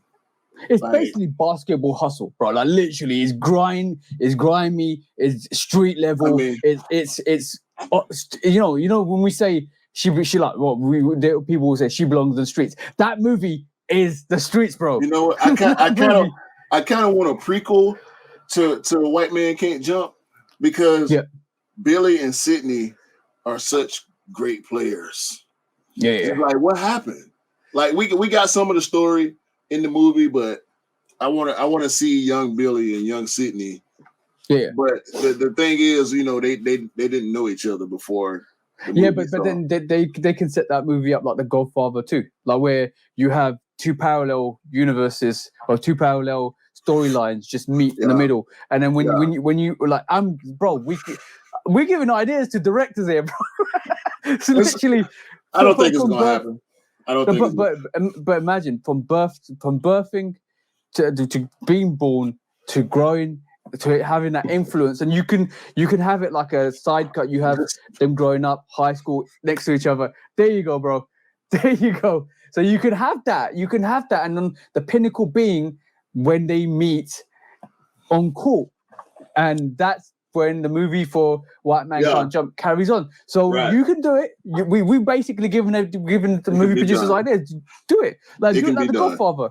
Yeah, exactly. Instead of past and future, you do it in parallel existences. Yeah, exactly. So then there's the Air Command Force that Billy Hoyle wore, and there were other iconic basketball sneakers in that movie, but it was that Command Force. Like that movie gave that shoe more life, I think. Yeah. Even though it was current, but more people had an appreciation for that Command Force which led to just Don C. In the Jordan 321. We've seen other silhouettes mimic that colorway from that shoe that Billy Hoyle wore in that movie. I'm gonna be really, really honest with you, bro. Like, I'm so happy that there's not happy, but I'm so glad that there's no real hype on the 312s, right? Because that to me, that is a dope sneaker. Like, I like the 312s. I got the Toro Bravo 312s. I like it. Just be quiet about that, because there's a 312 coming. That anyway, yeah. Send me pictures afterwards, bro. Send me pictures afterwards. yeah. So I'm kind of regret not getting a Medicom, medicine ball, medicine ball 312s. Yeah. I regret that. Yeah. But I'd rather get the Air Trainer version. If I'm honest. Shout out to the homie Drew. I actually gifted him my 312 Bread Lows a while ago. We wear the same size. You mean just Drewski? Yeah. No, not Drewski. My family friend Drew. Bro, there's too many size 10s out here, bro. and Drew is a big supporter of everything that I've done and am doing. So I know that Drew knows who you are. You don't know who he is, but he knows who you are, and he supports us both. So shout out to Drew. Shout out to the bro. So shout out to anybody that's watching this and actually following us. It doesn't matter. Like, you're the reason why we're doing this, pretty much. Yeah. So the he got game. Like, that movie gave that OG Jordan 13 a name, right? I mean, it's Denzel. You make me feel like pulling it out now. It's Ray Allen. I mean, Jesus. Like, that's a top 5 for me. That he got game Jordan 13 is a top 5, and I mean, you can't. What can you say about? It's one of the greatest shoes of all time, and it's tied to one of the greatest movies of all time. So, with all that being said, I'm dumping above the rim. What? I'm dumping above the rim. So you literally are getting above the rim, the movie, the film, the original spiral for that movie, grabbing it, dumping it in the bin, putting some liquid flame over it. I don't want to, but that's the choice I've been given. At this point in my life, because I've always been a hip hop person. Like, I wave the hip hop flag proudly. Even though I'm a sneakerhead, hip hop was my first love. So being that Tupac was in that movie, and I love Tupac. I'm a big Tupac fan.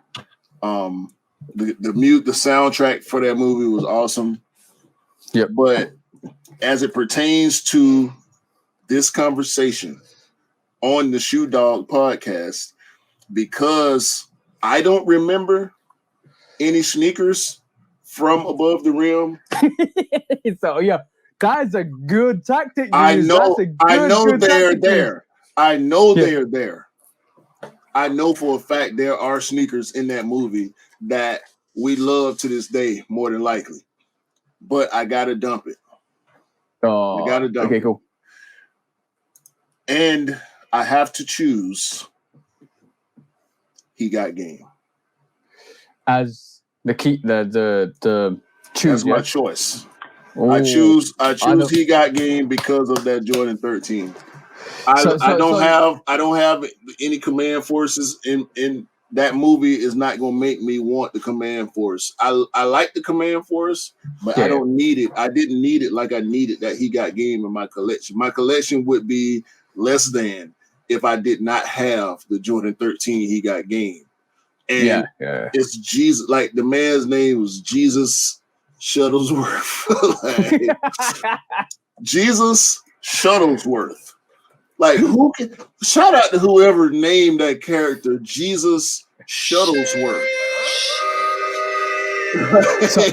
So let's put a reflection on this choice. So you are dumping above the rim, logistically wise, because you can't remember the sneakers out of it. You're losing the white man can't jump because you feel the He Got Game Trumps literally trumps it because it made the He Got Game 13s popular. But caveat: White Man Can't Jump is a better movie, in my opinion, than He Got Game. Yeah, but in my opinion. Shout out Rosie Perez, man. Good God. But like, good God. Shout out Rosie Perez. But I'm gonna say, like, do you remember the iconic scene in He Got Game when Denzel Washington's sitting there, he just opens up that sneaker box and just pulls out that 30. Yo, bro, I remember watching that movie before I even got the sneaker. I was like, bruh. Damn, son. Damn. That's what I figured. Yeah. It's the new Air Jordan. What are you talking about? So I'm glad we showcased two of our new segments, which was Mythbusters, which we kind of did before our break, like one week break, because we did it with before. I think episode 13 that we did it, and then a new segment is Lose, Choose or Dump. And I'm enjoying this because it's making it'll put me in the spot and it'll put you in the spot, because then it gives us right justifications, because in a sneaker platform you actually kind of decipher that really well in terms of picking the movie that you thought had the best representation and the most iconic sneaker in it, and he got Game 13s. Like, you can't knock that sneaker, bro. Like that. If you guys ain't 13 fans, I'll definitely recommend you go and check that He Got Game out, He Got Game 13 out, or even the movie out if you haven't seen it, and tell me you don't desire that He Got Game 13. I'm dare you to tell me that, bro. I can't trust a person that don't like He Got Game 13s. I just don't trust you. Yo, it's so bad, right, that I got the Obsidian 13s because I like the He Got Game 13s. Yeah, it's the UNC. It's the UNC version. That Obsidian 13 is the UNC version of the He Got Game 13. And it's actually not the He Got Game 13, but the movie did so well and did so much for that silhouette that they called it the He Got Game 13s. Exactly. We did that. We did that as a community. And so we put the name on it, and then Nike and Jordan ran with it. But that He Got Game 13, damn, nobody can tell me that sneaker is not it. Nobody in this world.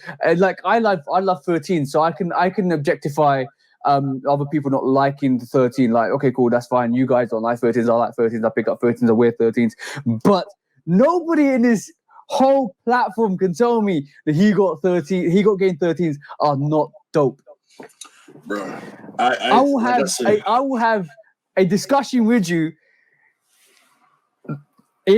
but you ain't never gonna change my mind. Nah, it's bro. It's anyway. If you, like I said, if you don't like that shoe, I don't trust you, bro. I can't. And you have to listen. I'm not talking about wanting to have it, because I like a lot of stuff that I don't want to have. I'm talking about acknowledging the fact that this is one of the dopest sneakers to ever exist. That black, the white, the red, the cat's eye, the suede midsole. Suede midsole? Are you fucking serious? Yeah. What? Come on, bro. I'm gonna. Oh, you know what? Let me just break this 13 down for you. Like, I have such a massive appreciation for 13s, right? Like, tell me another sneaker. Tinker's renowned for this, and good on him, because like he revolutionized the game. Let's put it through his career. He designed a sneaker based on the Ferrari. He designed a sneaker based on the P51 Mustang. He designed a sneaker based on a Panther paw. Yeah. But and tell me another sneaker that. Yeah. Tell me in combining to one sneaker. Tell me another person that's done what Tinker's done, and to sneakers and revolutionize it, and made you look at it at a different angle. Because who the hell put the panther paw on the base of a sneaker, bro? Tinker Hatfield is the GOAT. Shout out to the GOAT, bro. I would, you know what? Hot take. I will be more excited to meet Tinker than I would to meet Jordan.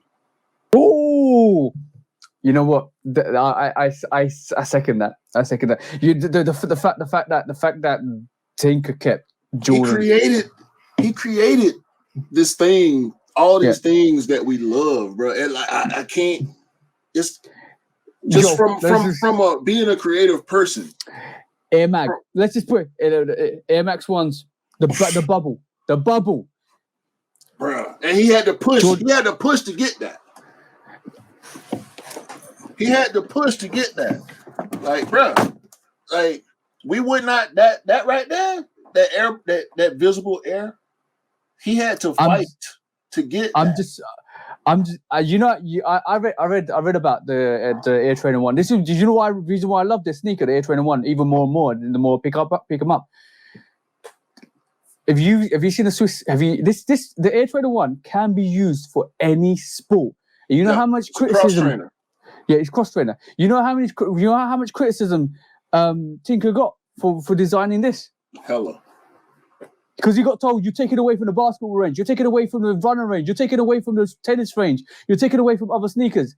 Iconic, bro. The Air Trainer 1. Iconic. And it's 12 a.m. Everybody's sleeping. It's still not 5 a.m. And I don't care because I'm still picking them up. Tinker Hatfield is one of the greatest creators. I mean, Tinker. What do we get? We got Tinker. We got Virgil. We got these guys out here are thinking 10 years ahead of everybody, bro. Not even 10 years, 15 years ahead of everybody. Like, and this is why, with due respect, I agree with you. I would love to.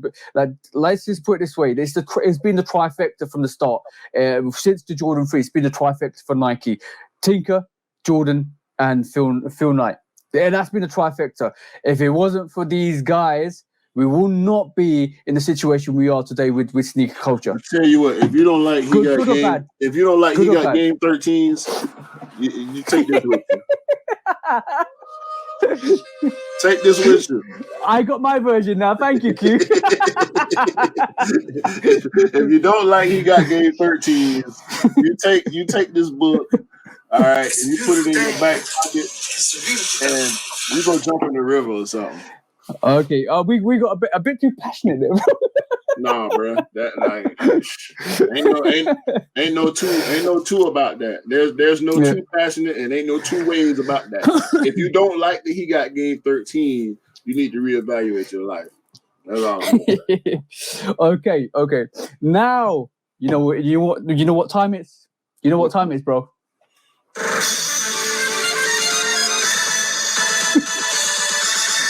Sneaker call. Who are you taking the call this week, bro? New segment, by the way, guys. Sneaker call. Hey, so. Oh man. Hold on. Let's replay that one more time. Why you think?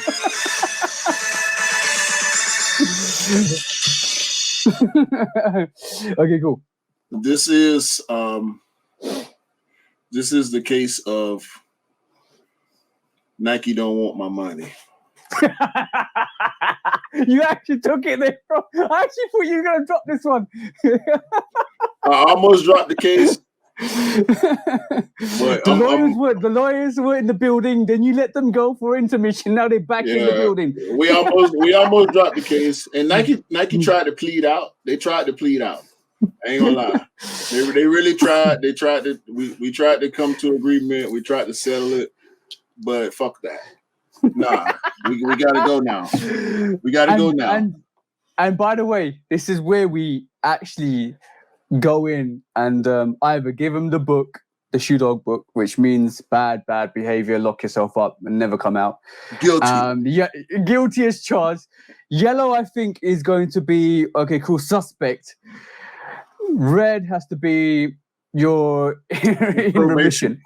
Probation, that's the one. Not remission, probation. You said it right, bro. Go on. Tell us your case. And guys, if you have a case, you want to let us know, drop us something in the comments or DM us on our Instagram, and we'll bring it DM up. us, and if DM us. And if you want to come on and bring your case forth, let us know. yeah, we can do that. We can definitely do that. Because at the end of the day, we will be making our personal judgments. Everybody else's judgments will be different from each other in some of these cases. But for this first case, so there's this thing. So tell me why Nike don't want your money, bro. No, there's this thing called Nike by You, formerly Nike ID, right? Yep. And certain silhouettes stay there, and certain silhouettes come and go, right? Yep. So what did the ID recently, bro? I went on Nike ID because of the slow pace of releases at this point, as far as stuff that I'm looking at copying. I go ahead and I pull the trigger on Nike ID, which would be my first Nike ID ever. I keep saying Nike ID, but it's Nike by You. Call it what you want. Same thing, bro. Yeah, like Nike by You, Nike ID, Nike do it yourself. You know, Nike custom, Nike custom. So I go custom. I go and I make my design, and being creative. I always, when I get bored, I'll go on Nike ID when I get bored and just make designs. Right? I'm pretty sure I'm not the only sneakerhead that does that. Cam was just talking about doing that. So I go in there and see what silhouettes they got available, and I go play around and make a bunch of designs or whatever.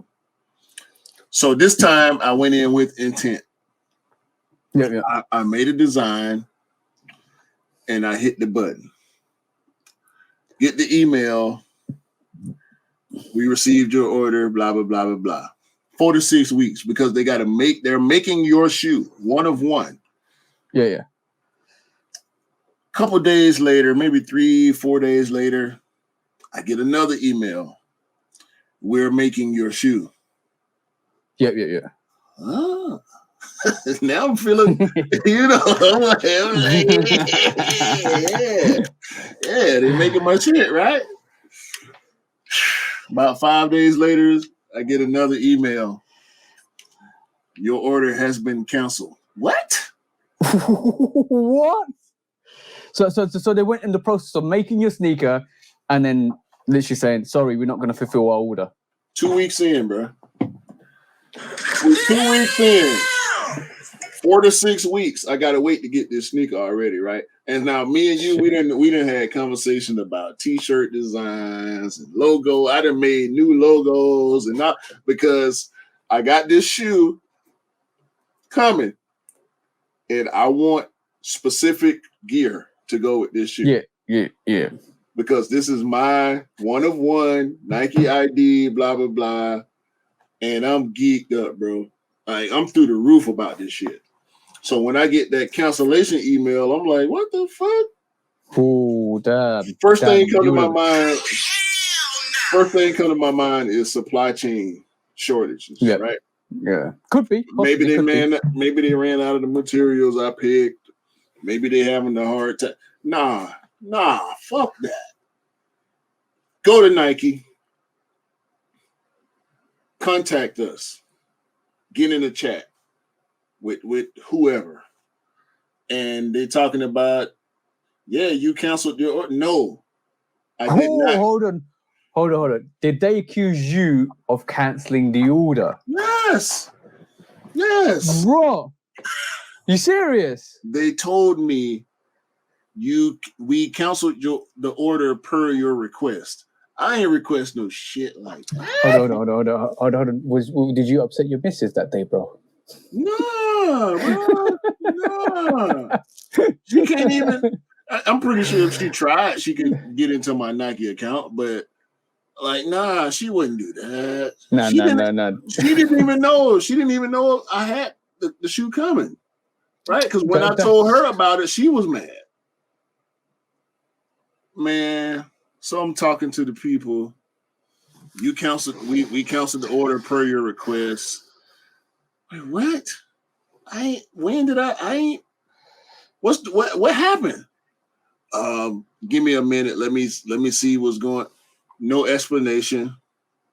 The only way I can get the shoe is to go back into Nike by You, redesign the shoe, because anybody that's done a Nike ID, Nike by You before, I don't know how it used to be, but right now, if you create a design and you purchase that design, the design is no longer in your account, right? Oh, because you can save the designs, and then once you purchase it, it goes It goes away. I think it was similar back in the day. I think when I put a design together, saved the company designs, and then I ordered the CP3 Jordan CP3 that I've got. That's only a Nike ID I've got, and that was probably one of the first couple of pickups because I just wanted something to run around in. And I think that was the same. Once you order it, they don't cancel it because basically they seem like you've done it. Yeah, so I have to go, and I mean it didn't take me long to redesign it because I knew exactly what I wanted, right? Yeah. But I did end up making some tweaks to it, and they gave me 15% off because of the inconvenience. They cop and please, like I said, they cop and please. Yeah. They cop and please, bro. They're trying to settle out of court. Nah, fuck that. We're going to trial. Because why Nike? Why? Okay. So it's out. I'm kind of. I can't believe they actually kind of said you cancelled your order without you even cancelling your order. Nah. Like that in itself is an own goal, because how many people have done that to them? Think about releases, like popular or hype releases. Yeah, that this might happen to you. Overruled. I can show you sneakers that has happened to me before. How can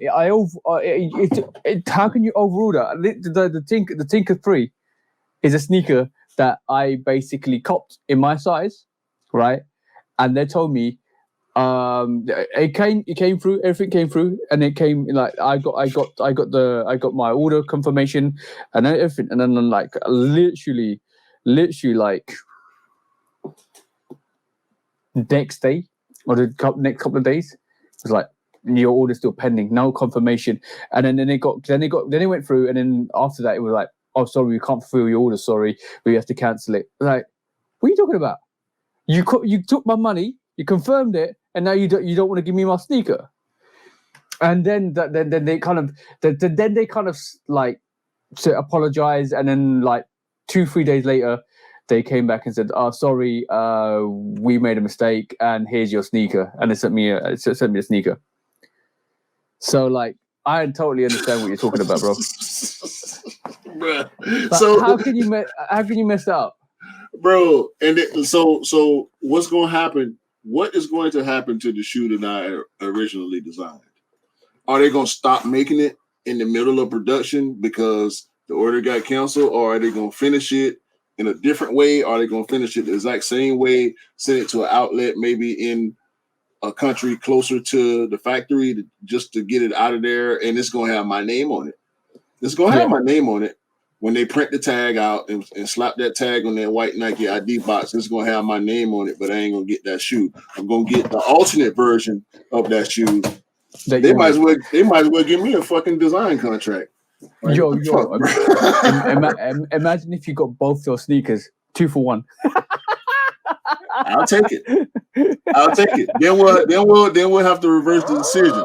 But right now, the decision is guilty. Guilty. Stop cancelling the orders, Nike. We want your sneakers. Take our money. We want to give it to you. My money now. Take it. God damn it. Because, God. I mean, I can go get sneakers from other places, right? But I can't get Nike IDs from other places.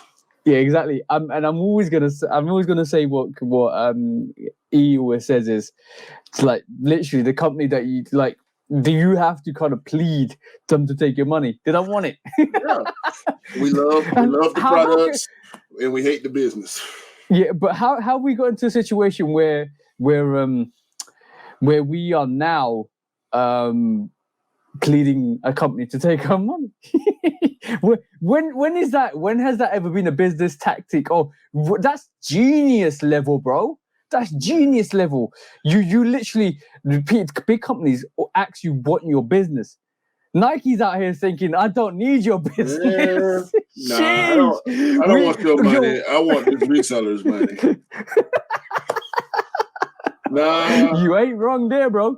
I don't want your money. I want this influencer's money. You ain't wrong there, bro. Sheesh. That was an intense case, bro. But it's not over there. It's not over yet. We have another one, bro.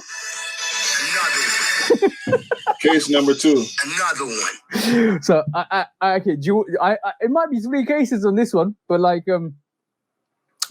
so to all you guys to all you UA and rep guys that want to give sneakers to the sneaker community, to all the guys that kind of grab up UAs and pretend they're real, and to all you guys that push through real sneakers through StockX, I'm charging you with the Shoe Dog book to put you in remission for the next 25 years without seeing the day of light, because you are fraudulating, or you're basically conning the people that want to get real pairs through the system.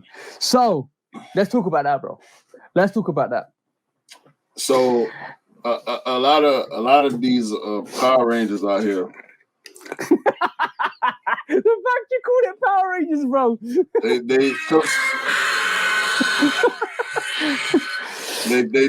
They trying so hard. They chasing this clout so hard. I think that's what it boils down to is the eternal chase of clout, because it never stops, right? It don't stop. Once you start chasing clout, bro, and you get your mind in that mode of everything that I do has to be about chasing clout. You're stuck. Yep. You're stuck. People probably think we're clout chasing, potentially, but I can't see it, because everything I do is to help people. Like even my Monday morning sneaker tag that I do the reels for, that I basically showcase what I'm wearing for the day and you got a week to respond. It hasn't kicked off yet, but it will eventually, because I'm going to keep persisting with it. But that's what we do, though. Even then, I even say, don't tag me back. Tag 20 other people. Carry on the chain. Make sure that you carry the chain on and produce a reel for your channel. That's producing content for your channel, not mine. I don't need it back. Don't tag me back. You don't need to.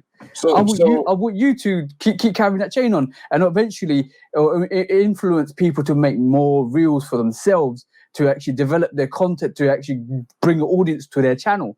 That's the whole purpose of that. It's not for me to bring audience to my channel. I'll get that through this. I'll get that through YouTube. I'll get that through what I do normally, the lives and stuff like that. That's me saying, here you go, guys. Do your reel. Tag 20 other people. Get that content. So with all that being said, this is what we do. Like we are sneaker people. Mm-hmm. So when you come to our channels, you can expect to see sneakers, right? Yeah, exactly. That's what it is. But the hype culture and the chasing of clout is a byproduct of this community. Chasing that sneaker dragon. And you know what I mean by that. Yeah. So I mean, look, I don't like Union 4s. It's a flex to have Union 4s. Yep. But if I had the chance to get a Union 4 versus a PSG 4, I want the PSG 4. If you sat the Union 4 and the PSG 4 in front of me and said you can have either one of these sneakers in your size for free, I'm choosing the PSG 4 because I like the shoe. I'm going to wear this shoe. Yeah, and that's your preference as well, which is great. And I think a lot of people out there that like the Union 4s, they like the Union 4s because they like the Union 4s. And not saying that they're clout chasing and stuff, anything like that, because basically I know one of the bros has got all the Union 4s, but he loves that model. He loves that model. And Scott is a Pac-Man, so if you got one, you got to get four. Do you know what I'm saying? So, and then but the thing is, there are people out there that don't understand the story, that don't understand the histrionics, that will come on and say certain things about certain silhouettes, that would not cover people for wearing it. And you know what, I do really feel sorry for Scott sometimes, because he tells me what people say to him on his DM sometimes, and it's not really nice, bro. It's not really nice. And like, let's be honest, Scott's not a clout chaser. He came on the podcast there a couple of weeks back or a month back. He's not scared to get rid of any sneaker in his collection if he doesn't like it or wear it. That's not clout chasing. Right. 100%. That's what it's all about at the end of the day. But when it comes to and we got in this whole clout thing because we're talking about reps, right? Yeah, reps. If that's what you want to do, do you? That's your right. It's your money. It's your platform, whether it's YouTube or IG or Twitter or whatever it is, whatever platforms you use, TikTok, whatever, Pornhub, I don't know. But what did you just say, bro? if you're trying to pass reps as authentic,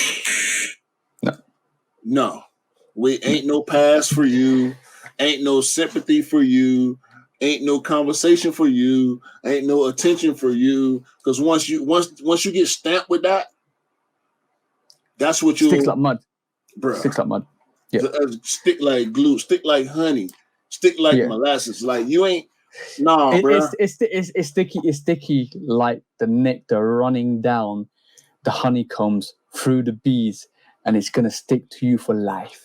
It's sticky like the inside of a Foot Locker shoe. Sticky, icky like Snoopy dog.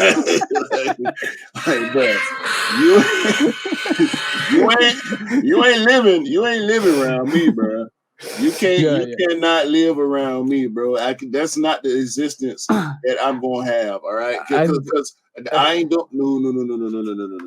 If that's what there are people that do that, and they do it honestly. You know what I'm saying? Whether it's, I got respect for people that I look. I'm gonna break it down because I don't think this is a easy one-off conversation where you can just say underline everything in one. Because like I think if you there's people out there that love sneakers that can't afford sneakers that will get UAs or reps because they can't afford it, and that honestly I think that's fine. That's fine. Like do you? But these people are always honest with it. Like yo, I rock reps because I can't afford the real things. I have more respect for that. And I can have an open conversation with that person because they love sneakers like we do. Unfortunately, they're not in the situation that we are if they can get into the situation that we are, and if we can help them get there, then that's a different conversation because they want genuine, real sneakers, right? So that's fine. But I can't tolerate the other side when people rock reps or UAs, promote reps or UAs, the sell reps or UAs as real pairs, try to push it through all the reseller sites. And this is why I'm not right this moment in time, and I've been very dubious over the years. And when I do get a sneaker from like any of the reselling sites, I always check it because I'm dubious that majority of the pairs are UAs or reps, very good UAs or reps. And this is why sitting here, unless I can source it properly, I will never get any of the Travis Scott ones. I'll never get any of the Union ones. I'll never get them in my rotation, even if I sat here and stonked a lot of money from any circumstance, euro, whatever what we do. I'm not going to put myself in the situation of spending $2,000 to $5,000 on a sneaker, and I could just flown to Taiwan and got it. Nah, bro. I got a family friend that is in the UA game. Like he doesn't want to pay even retail if he can. I've offered my help to him with I mean his grail is the Raptor 7. Like he remembers the Raptor 7 from being a kid. And he when he got into sneakers later on in his life, that's the only shoe. Like he sat and talked to me about their Raptor 7 for like 10 to 15 minutes. Mm-hmm. And I told him, like, bro, it's a few years old at this point. So you're gonna end up paying a pretty penny for that shoe. Guess what? He got his Raptor 7s, but they're not real. And he told me that they're not real. He also has Dornbecker 6s. They aren't real.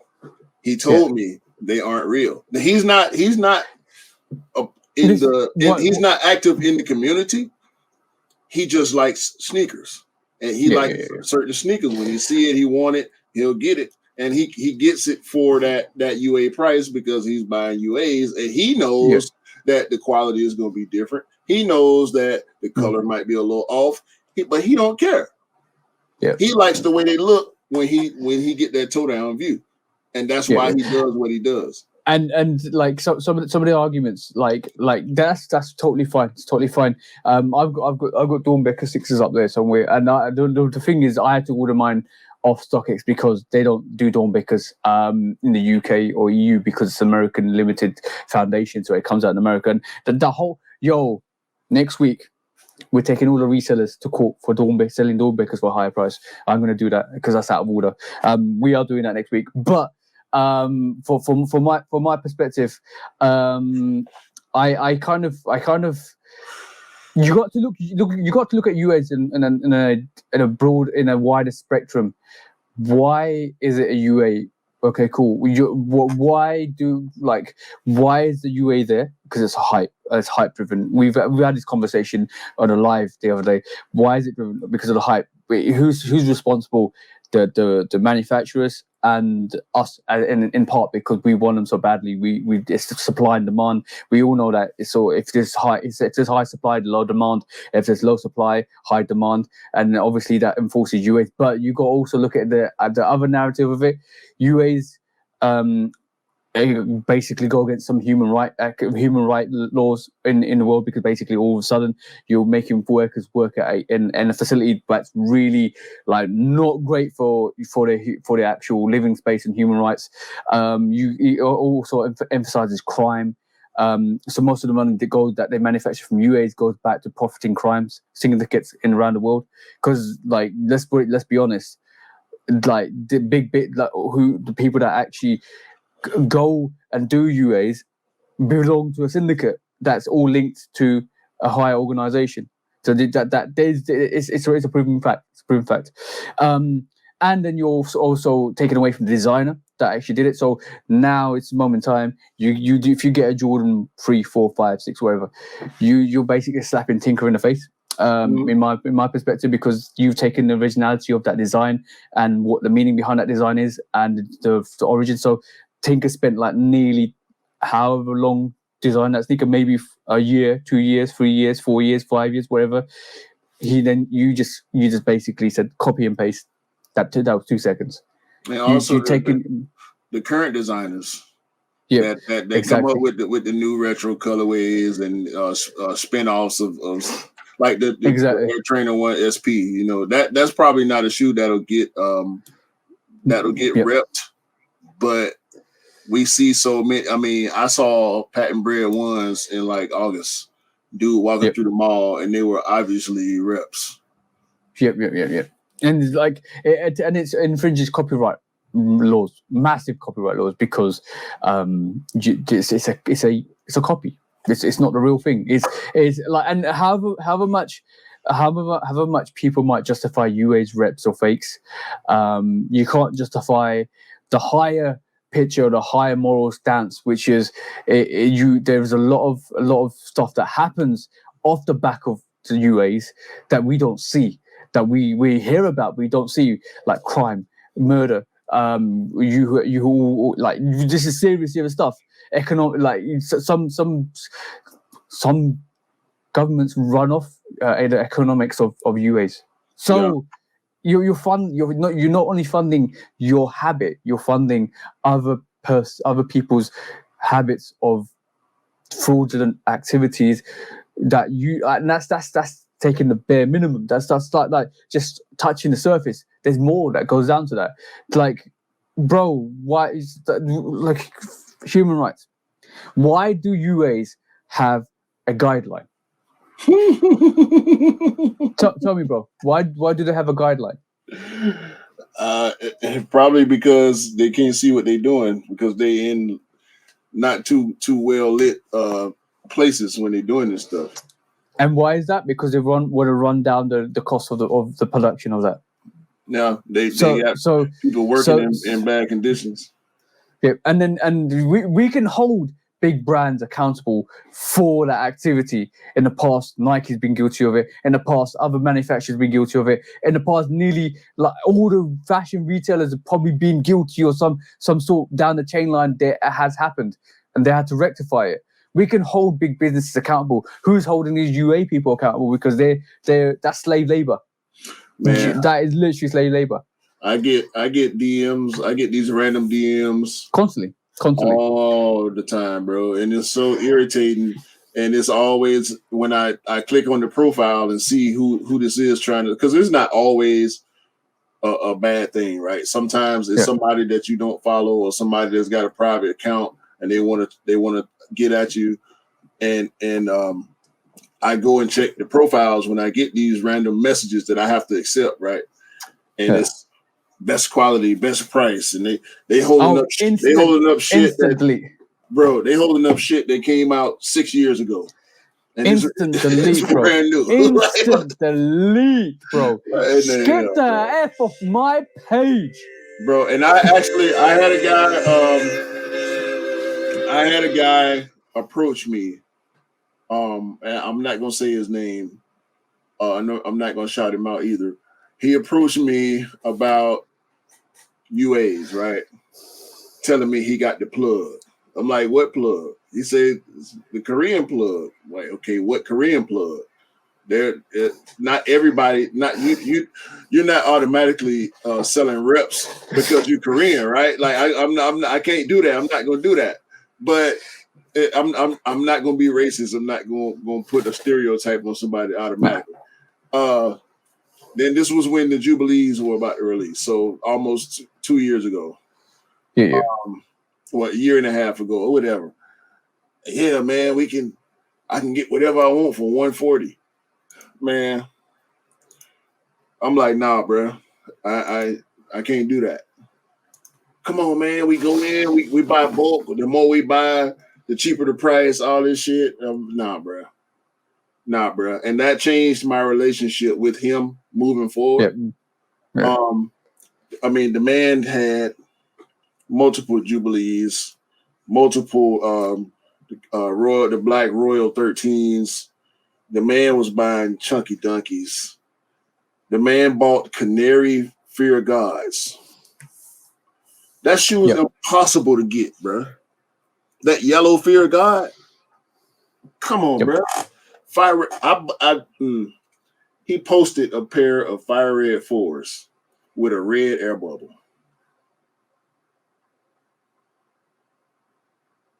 I'm not saying anything to that. Listen, he posted it to his Facebook and IG. And when I saw the picture, first of all, hold on. I got him right here. I gotta do it, bro. Are we both doing it? Both doing it? Yes. Exhibit A. 5A4. Exhibit A, right? I ain't got the box for mine because I've got it in the Crepotec boxes, but you know. Exhibit A. fire red 4s, right? Woo! What color Clear. is the air bubble? White, bro. White. It's White. This man's air soul unit was red. Sheesh. Secondly, this netting. The netting was horizontal. It was not diagonal like this is. It was horizontal. It's supposed to go with the flow. It's not supposed to be straight. Yeah, it's going with this. This is one of the things that Jordan 4 netting does. It goes with the flow of the actual cutting. That's the very important thing that's one thing you can tell with the fakes. Legit check. Check your netting, right? Bro, this tongue. We know this tongue, right? Yeah. We know this tongue. The man's tongue had red material up here. Coming down around, bruh. That's tucked. You can clearly see that. It's tucked. It's tucked behind. Away. You cannot see it. You can't see nothing red on that tongue from the front. Nope. You shouldn't be able to. That's not how his was. I mean, the red air bubble, that was just a straight giveaway, right? Like right off top. But once I saw that, I knew it was fake, but I had to point out everything else to him that was fake about the shoe. And I had to tell him, bro. I couldn't. At that point, I knew he was too far gone. Yeah. Because there's no now, savings on people. Like there's no savings on people. Your knowledge base is not big enough for you to even be buying reps at this point, because now you're buying stuff that's obviously fake and you're trying to sell it. You don't care. Yeah, you don't care. That's wrong. That is totally wrong. Yo, bro, I let's just take a moment. Oh my God. The Jordan 4 Fire Red 4s, bro. Yeah. Gorgeous sneaker. I put my bloodline. Oh yeah, I see the bloodlines. I see that. But yeah, I'm just a bit mystified. I put a post up the other day, right? I said and I think Cam basically said to me, "Yo, I'm in my deep thoughts," and I said, "Yeah, of course I'm in my deep thoughts." I was like, there was 4 before 4s. There were 4 before 4s, right? And I said that, and a lot of people were like, and I said that on this sneaker, the Raptor 4s, right? Yeah, I saw that. Yeah, gorgeous sneaker. And this, by the way, this is the only one that actually has the material over the tongue. Right? But it's not the only one that's like that. But that's how his tongue was on the Fire Red 4s, and that's not accurate for that shoe. It's accurate for that Raptor, but it's not accurate for the Fire Red. Exactly. So I was like, I got the Raptor 4. Such a gorgeous sneaker, bro. I'm gonna use that gorgeous word again because I don't care, because these are phenomenal, bro. I picked up 4 of these, right? 4 of these. I'll tell you how I picked them up. One of the sneakers app, right? And this is 2018. One of the sneakers app. One I actually ordered on Foot Locker when Foot Locker was a decent company and they actually wanted to give pairs out to everybody, right? That was a bit controversial. No, it wasn't. and then I went, because I look, I love 5s. 5 is my silhouette, right? But I will run through 4s. With my winterized 4s are back down there. I will run through 4s, right? Because I know it's a sneaker. I put on feet, bang, I'm out, right? 5s, I say for a special occasion. Like, yeah, I'm going here, bang. I'm gonna wear 5. I'm gonna wear the satin 5s. I'm gonna wear the Michigan 5s. That's a special occasion sneaker, and I will wear them, right? But 4s are like, yo, I don't care. Boom, out the door, right? I picked up in my time. I picked up FIBA 4s, picked up winterized 4s, doubled up on the winterized 4s, the laser 4s. I picked up 2 Raptor 4s, and I actually picked up 2 more for the bros that were size 9 and size 11 because they wanted them, because this sneaker is absolutely gorgeous. And the easiest thing I did was, yo, bro, don't pull that yellow sneaker out to me, bro. The easiest thing was basically get out of it, bro. The easiest thing was was basically walking up to Foot Locker in London and going in and picking up when the short stores open at like 10 o'clock, going in, picking it up, walking out, picking up, walking out. Basically 2 pairs, 2 bros, bang, retail, there you go. And people were telling me this was really hard to get. In the UK, it wasn't. Probably in the States it was, but in the UK it wasn't that hard to get. This is why I say go if you can get to the shops, get to the shops. I have 4s. No, bro. Like, I love 4s because we were talking about this single day 4s. You know, gorgeous pair, right? I have 4s that I wear and I will just take out. Like even like what the 4s. There's been 4s before 4s. Trust me, there's been 4s before 4s. Before the 4 hype kicked in, that's what I mean. So like, if I'd known you, bro, in 2018, your 4 collection would be insane, bro. I'm not even joking. Like when the Bread 4s came out, I got notification of on one of the apps. Bread 4s released, scratched the back panel, instant bang. Got my Bread 4, and it's like I was like to my missus, yo, Bread 4s OGs, can you get me a second pair? Yeah, Jin, dang, on the phone. Yo, guys, do this. You get a sneaker. Trust me, do this. Bang, everyone I talk to, cop. And I was like, yo, that's a release, bro. That's a release. So when you told me sneakers are hard to get, now they're harder to get because the hype is a bit more up there with 4s. But before the hype of the 4s, and when did the hype of the 4s actually kick in? Off-White. Off-White 4s, yeah, that's the one. And that even the Travis Scott 4s weren't as hyped as they are right this moment in time. Mm-hmm. As far as my experience goes, I think it was the Off-White because there were the more I think about it, the more 4s I see sitting on the shelf with for sale tags on them. You know, the flight, what is it? The blue, white and gold, those sat, the laser 4s sat. Definitely the neon 95 4 sat. It was a lot of 4s sitting around before Off-White. The neon 95 4s actually sat here and it was somebody reached out to me. I managed to cop a couple of pairs for people that wanted it. The 4s, bro, sat. What the 4s sat, right. Yeah. That sat hard. And you know what? I got them. I wasn't sure about them, but I got them because I wanted the mock-up version, right? And I eventually got the mock-up version. See what I'm saying? Because I customized one of them. I won one of my pairs, so I got 2. I ended up getting 2 pairs. I want to keep when I do custom. I always want to keep the original as well as the mock-up or the new custom because I want to have the originals if I ever want to rock it. Now, like when you think about it, I thought. I grew to love that sneaker way more once I had it in hand. And then, bang, Eminem wears it on the Godzilla movie. Mm-hmm. Crazy, bro. Crazy. Yeah. And that guy knows his 4s. Also, the Starfish, the women's Starfish 4s. Yeah. They sat pretty hard. Really. I mean, and that was after the pandemic. Yeah, that was post-pandemic. Post-pandemic. They sat hard. I'm just looking at even bro. Cool grade 4s.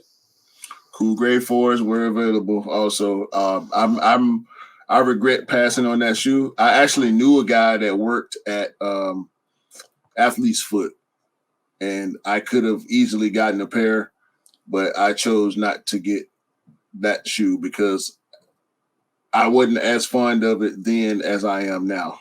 Mm-hmm.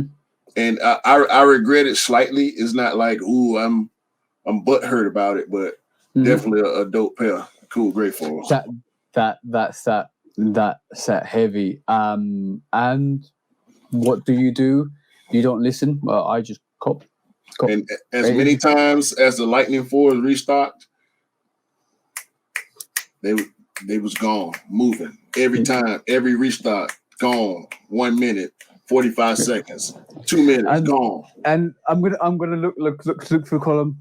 Look, Yeah. I've got the Lightning 4s up there, the PSG 4s up there. I've got the PSG 4s weren't even that hype, but they were quite hard to get. Even there wasn't really that hype on it, but they were hard to get. But now people reflect on it, and the box itself, when you open up the box with the green inside, they got the pitch on the inside. Exactly, they got the pitch on the inside. Retro, shout out to Retro Rick. He showed me.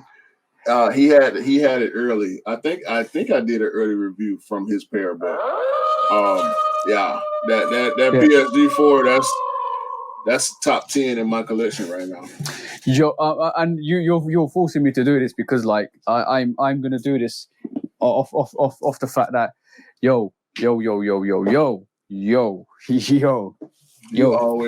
always pull that shoe out. No sack too. I passed on that. Let me tell you this, right? Thank you guys for sleeping on this. Whoever slept on this. This is a dope pair. Like you know one thing I'm a bit disappointed about. I actually got two of these. See, I'm running through it. Like I'm running through this sneaker, bro. When I tell you I run through 4s, This sneaker is this sneaker is my beater sneaker. I will wear this whenever I just go out. Like, bang, there you go. That's why you got a yellow card. Hey? That's why you got a yellow card. Yellow what? That's why you got the yellow. Because yellow card. the way you talking about running through 4s like they Vans or something. That is my Air Max 1, bro. That is my Air Max 1, the Jordan 4. Bang on feet. That's it. It sounds a little bit better now. But 4s for me, it's obviously 5 is at the top.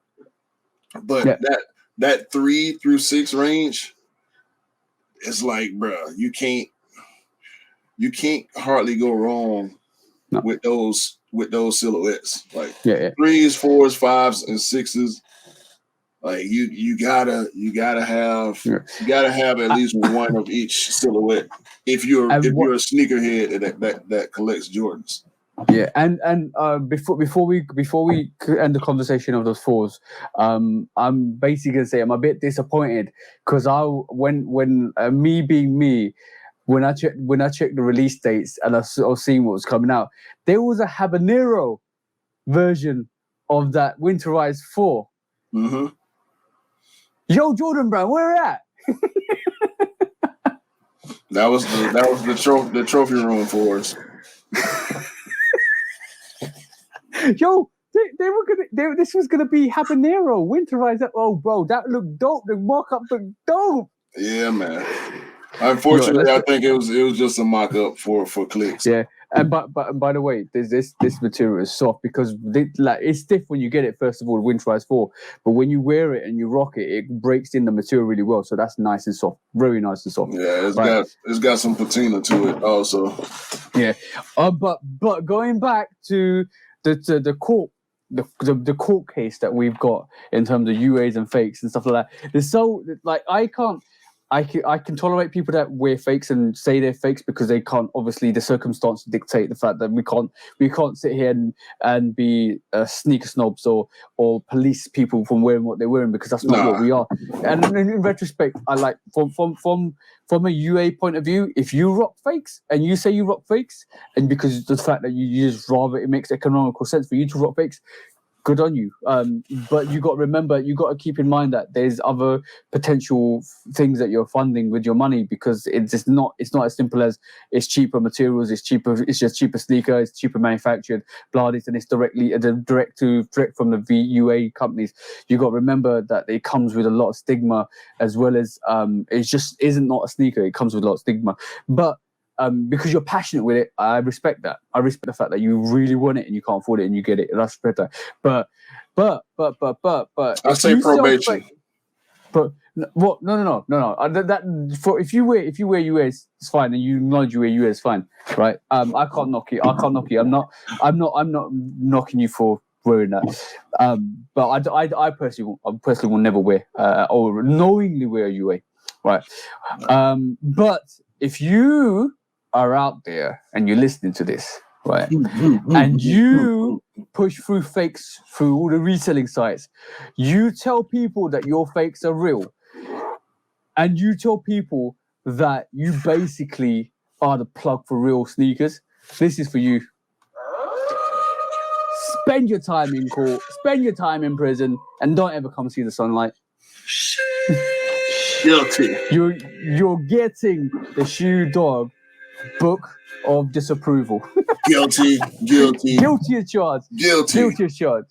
Yeah, 100% guilty. Like 25 years, no real sneakers for you. Because one thing I hate the most is liars. You're lying to yourself, and the thing is, people that like, I know people, I don't know people, I've seen people that get, like you just said, get wrapped up in the UAs, get wrapped up so much that they actually start to believe their own bullshit, right? Yeah. And bro, I'm not even gonna touch on this, but I will just slightly say this: there's other people that actually use UAs to do customs with, so be aware of what you do with your sneakers, guys. Ooh, I ain't even think about that, bro. I already know that. I already know all there's going to be situations where people swap out reals with fakes. There's going to be situations where, and then they'll send those fakes back to the store to kind of say, yo, I don't want Yeah. We know that. We know the underhanded tactics of that. We know the underhanded tactics of other people doing other things with UAs. We also know the underhand. This is, if you don't know, you should know, is be careful who you mess with, because some of these, I'm not naming names or anything, right? Just be careful that you trust the person, you know the person when they do customs and stuff like that, because it's easy. If you think UAs are easy to get, like, yo, bro, I'm going to grab this yellow sneaker, I'm going to customize it. Now you can't even tell it's a UA or fake. Man, shout out to the people that are honest about it. Yeah. Honesty is the best policy because it's going to get you far in life. That's what I say. Yeah. I respect everybody as a person, as long as they're a good person and they're honest about who they are and what they do. I can respect that. In the sneaker space, we know the tricks and the traps and the games, and we know there's liars and cheaters. And there's gonna be more tricks. There's gonna be more tricks and traps. And like, bro, like I said, I'm not, like I said, not naming names, not naming anything.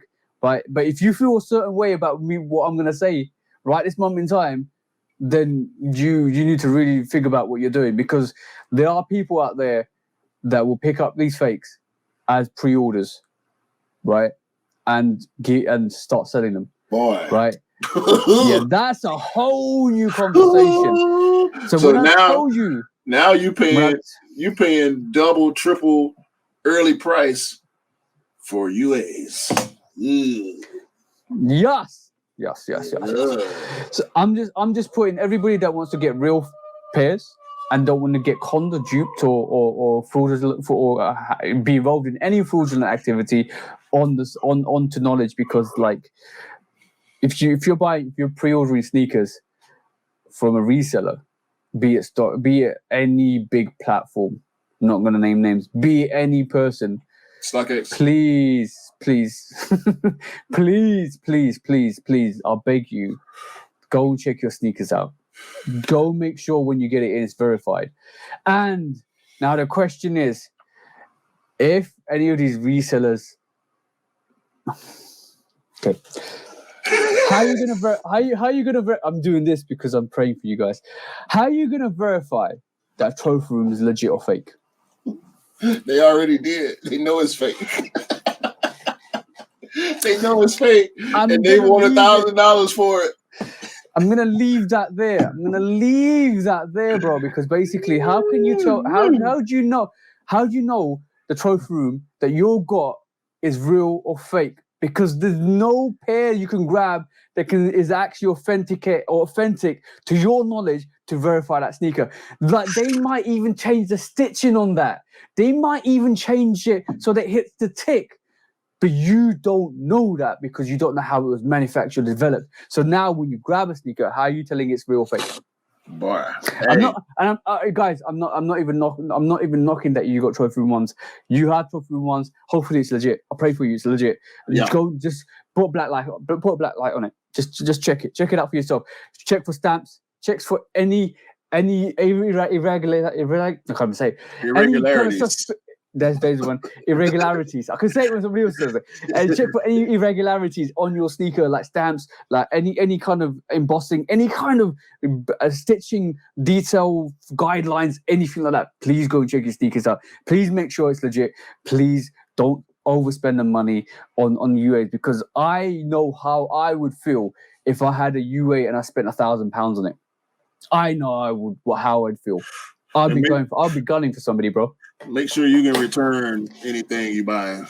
That's why I exactly. That's why I like. One of the reasons why I like copping retail, because I know I can return it. Mm-hmm. In most cases, you can return stuff, and dealing with StockX and Goat and all that, bro. It's like even Collect and eBay and every platform where you can buy stuff for resale, VNDS, all that. You gotta be aware. And this is one of the reasons why I find it really there's a lot of shady people that want to do shady things, that want to make an easy buck, or do some certain activities that are susceptible to make sure they get your money. Be it somebody that calls you to get your bank details, be it somebody that actually tries to hack your account. There is loads and loads of things out there that you got to be careful of, and unfortunately, that also goes into sneakers. That also goes into a majority of things that you buy. So be careful, guys. Be careful. Like, know who you're dealing with, know who you're messing with. Make sure you even check, because obviously there's fakes do still somehow get through the system. I always like, you know me, bro. Like, I want people to get the sneakers they want. I want to make sure they get it from retail. And unfortunately, the sneaker culture, as you speak, is so toxic. And sometimes because that's derived from the supply and demand aspects, people get really hurtful and salty because they can't get sneakers, and you've got sneakers, and then that's a whole different subject matter. But I can't be that way. I'm not going to hate on anybody that's got bare heat than me. Be it legit. I don't care. I love the fact that you can showcase that sneaker and you can put it on feet. I love that. I cannot sit here and say that I hate anybody for having a sneaker that I don't have. Because in retrospect, you won, bro. You're winning, and I love it. See what I'm saying? Yeah. I mean, I do tend to cringe a little bit on certain pairs. Yep. But as long as you like it and you want it for the purposes that it was created for, to put it on feet, more power to you. But if you out here dealing reps, man, and you trying to pass them off as real, shame on you. And hopefully that person that you making that sale to knows or understands what's going on for their sake. And if they find out after the fact, hopefully they won't ever deal with your monkey ass again. And I think that concludes Sneaker Court this week.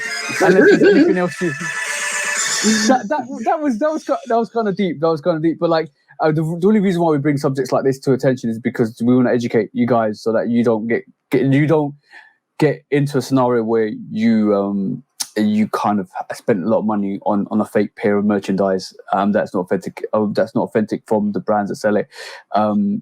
So just be careful, guys. Just be really, really careful. Like I said, I'm not knocking on innocent people, honest people that actually rock reps and say they rock reps, because at the end of the day, you do what you find financially capable with your money, and kind of what you find is good for your money. So that's fine. I'm just disappointed in people that actually want to like really defraud people out here. Good, honest people actually out here that want to actually buy retail pairs. That's totally out of order. But I'm going to leave that to the universe. I'm going to leave that to karma, because at the end of the day, what goes around comes around. So, it's our place to just highlight it to you guys to actually make sure you're careful. But yeah, shout out to Cove Master, man. He's one of the guys. Ever since I've known Cove, he's been 100% honest about it. And he does the real versus fake comparison videos. So if y'all interested in it, in depth, y'all can go subscribe to him, follow him on IG. He does the funniest reels in the world, man. He got the mask on. He got funny audio playing in the background, man. Like, and I know he's an honest guy, but when he does these reels, bro, this shit is so funny. And he's pretty much bringing awareness to this situation that we just talked about. You have to know who you're dealing with because, bro, you want an Off-White 4, you're gonna pay $400, $500, $600, $700, and you don't know Off-White this person. Hold on. Off-White 4s are £1,000 now, bro. Right. So I mean, I haven't checked the price. I know they were sitting around $500-$600 for a little while. Yeah, that was like last year, bro. Yeah. Listen, it's not a pair that I'm interested in, so I ain't. Really, I mean, I like the shoe. Don't get me wrong. When I say I'm not interested, I mean I'm not looking to cop, because I know how many pairs of fakes there are out there. I've seen people try to pass fakes off. I've seen people with fakes on feet, and it's different, bro. It's different. So it's So for our size, it's $2,500, bro. Yeah, I'm good. So you're underestimated. And StockX overachieved. It's all good. I ain't worried about it. No, it's fine. I just double checked it quickly. But yeah, we have 2 court cases next week. If you want to join us to next week, we have Mischief versus Vans. We'll discuss that next week. And also, like I mentioned earlier, reselling DB's Stormbreakers.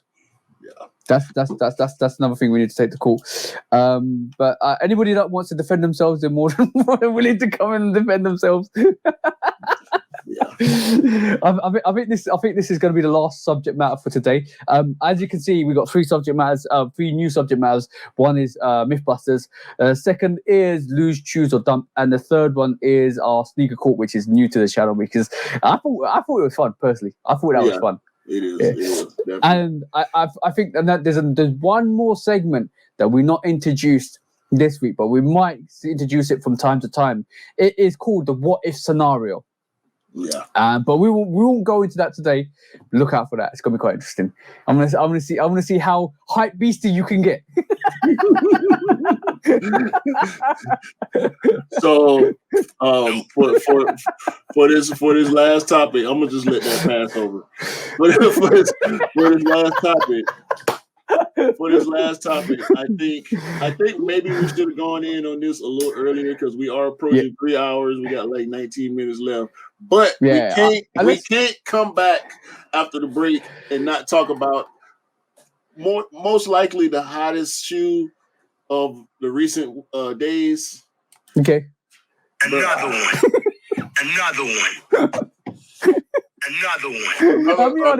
Another 5 or 6 or 7. Like we don't know how many. We know it's gonna be friends and family. If you can't watch, or you're not watching, if you're just listening, we're talking about the Jordan 5 We the Best, aka the Jordan 5 Easter pack, aka the Jordan 5 Another 6, aka the Jordan 5. You just gave the hint. You just hit the nail on the head, bro. We're gonna get these. We're gonna get one variation of this Jordan 5 next Easter. That I'm actually thinking is gonna happen. Yo, I mean, hopefully we get these, but goddamn, Khaled. Like, first of all, let's attack the elephant in the room, right? Actually, we got 2 elephants in the room. Go on, bro. Why in the hell did he want the pod shaved off? Why in the hell? You know why, bro? You know why? No, I don't. I don't. And also, why in the hell do some pairs have netting and some don't? What in the fuck is Khaled trying to accomplish? Yo, I never even noticed that until you mentioned it. The left pairs don't have netting on them. What is Khaled trying to accomplish here? Like what? Cue this moment in time. Right, cool. I'm gonna tell you why the DJ Khaled took the pods off of the top ankle. It's because it's similar to the Off-Whites. No, he paid. I think he paid tribute to Virgil by taking them off because the Off-White 5s don't have them as well. They slimline like that, and I think it's sleeker as well. It made the shoe sleeker. Me personally, I'm gonna just zoom. Ooh. I'm gonna zoom into my thing. Me personally, I like the pods on the side. It brings some kind of very nice uniqueness to the sneaker. Having that slim line just takes away from it. But that's me personally, because I think he kind of did that to pay tribute to Virgil. If that's me guessing, but I think that's the reason why. So I don't like it. I can tolerate it because I do like some of these colorways. Yeah. Personally, I like the peach color. Yeah, pair. I like that's gonna be. I like the one with the netting. I like the one with the netting, not without. I also like the blue pair, and I like the dark purple bluish pair. Yeah, so now I'm gonna tell you what I think what's actually happened. The ones without the netting, I think they're sample pairs. I think they're just sample pairs that he's trialing, testing, and stuff like that. They're not in production at this moment in time. I can guarantee that, right? But I feel there's sample pairs out there. They're experimenting. There's even pairs that he's got for his kids that are actually fabric rather than leather. Mm-hmm. So there's a lot of testing at the moment. This is why he keeps saying still in the meeting room. There's not even finalized. And let's get this right. We never saw any of the Jordan 3s. We the best Jordan 3s. We got mimics of them. We got a downgrade version of them. We never got we the best 3. We didn't get that sheet. Was he signed a sheet? Yeah, a sheet. We didn't get the Ashard. We didn't get Ashard like suede or suede, the Nubuck 3, all blue, royal blue 3. We didn't get the leather version. We didn't get the Unite. We didn't get the we the best red 3. We got the Unite 3. We got the Royal 3. It is not the same. So now the situation is, all these samples, we were shown 4. We were shown originally 4 pairs, like 4 pairs. Now, when you look at the pictures, there's actually 5, 6, 7, 8, 9 pairs. The different variations, different styles, different netting, different things. There's loads of sample pairs, and this is just sample pairs. Now it's called an alpha. It's called not alpha. It's called a alpha phase. Like basically, you're testing. You're testing the sneakers. You're giving it to people in the industry, for the music industry, your friends and families, to test them, to see what they feel, what their reactions are. You can tell one reaction. Kanye wasn't really impressed. Like you can see from his reaction. Kanye is a hater. But you can also see Fat Joe. He gifted Fat Joe a variation. He's going to keep gifting friends and family variations to get their input, to get their feedback, and that's going to go back directly to Nike to give that. But I never seen the light lilac blue. That's another variation, bro. Bro, I don't give a fuck about what Fat Joe or Offset or Kanye or whoever the fuck. I don't care what they think, bro. Yeah. That's not proper market testing because they aren't the market. They aren't the consumer. They are consumers, but they aren't the community at large. They are the outliers. They're the influencers, bro. They're like it's a unfortunately that's the game we live in, bro. Like they are the influencers. Fat Joe, Fat Joe licking his soul. That's an influencer, bro. Like I don't give a fuck. Fat Joe can go lick the sole of whatever shoe he want. That's not gonna make me like the shoe. Is what I'm saying.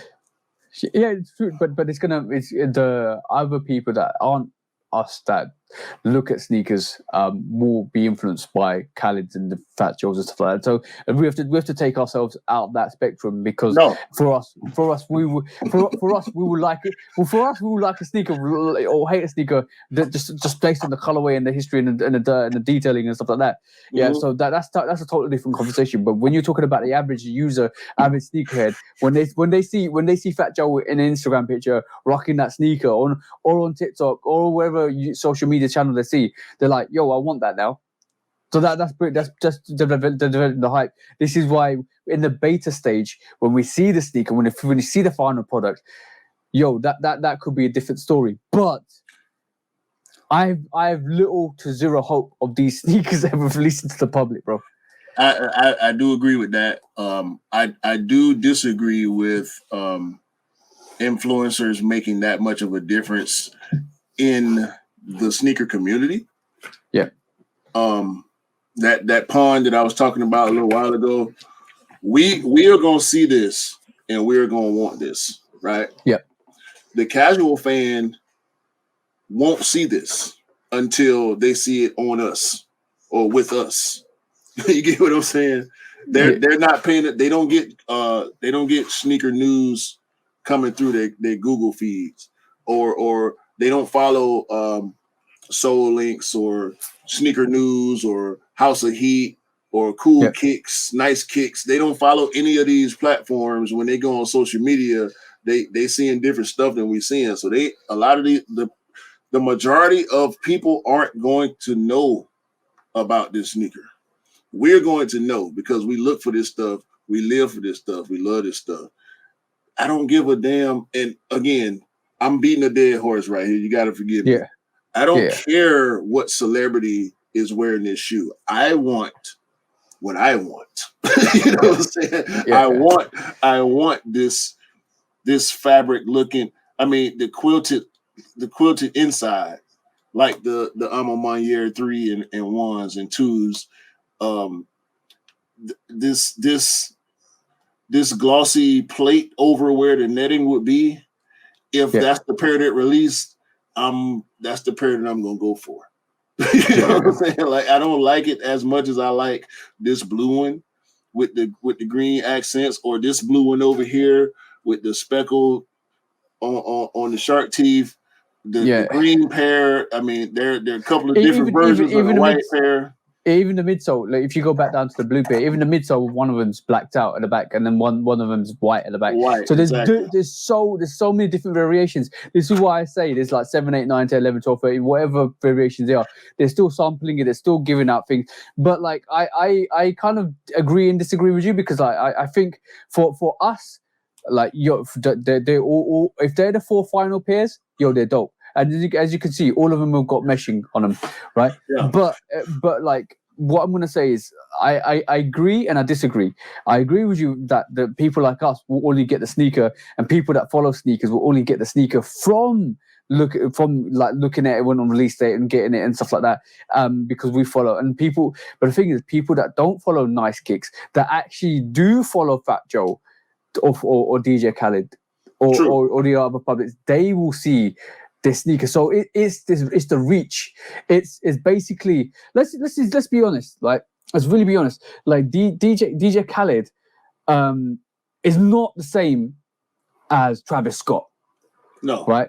DJ Khaled is not the same as Kanye or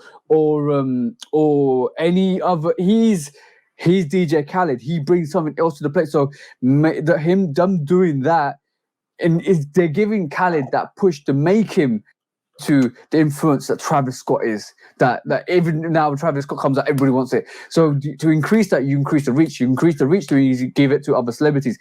What Virgil did when he first started was get celebrities wearing his stuff.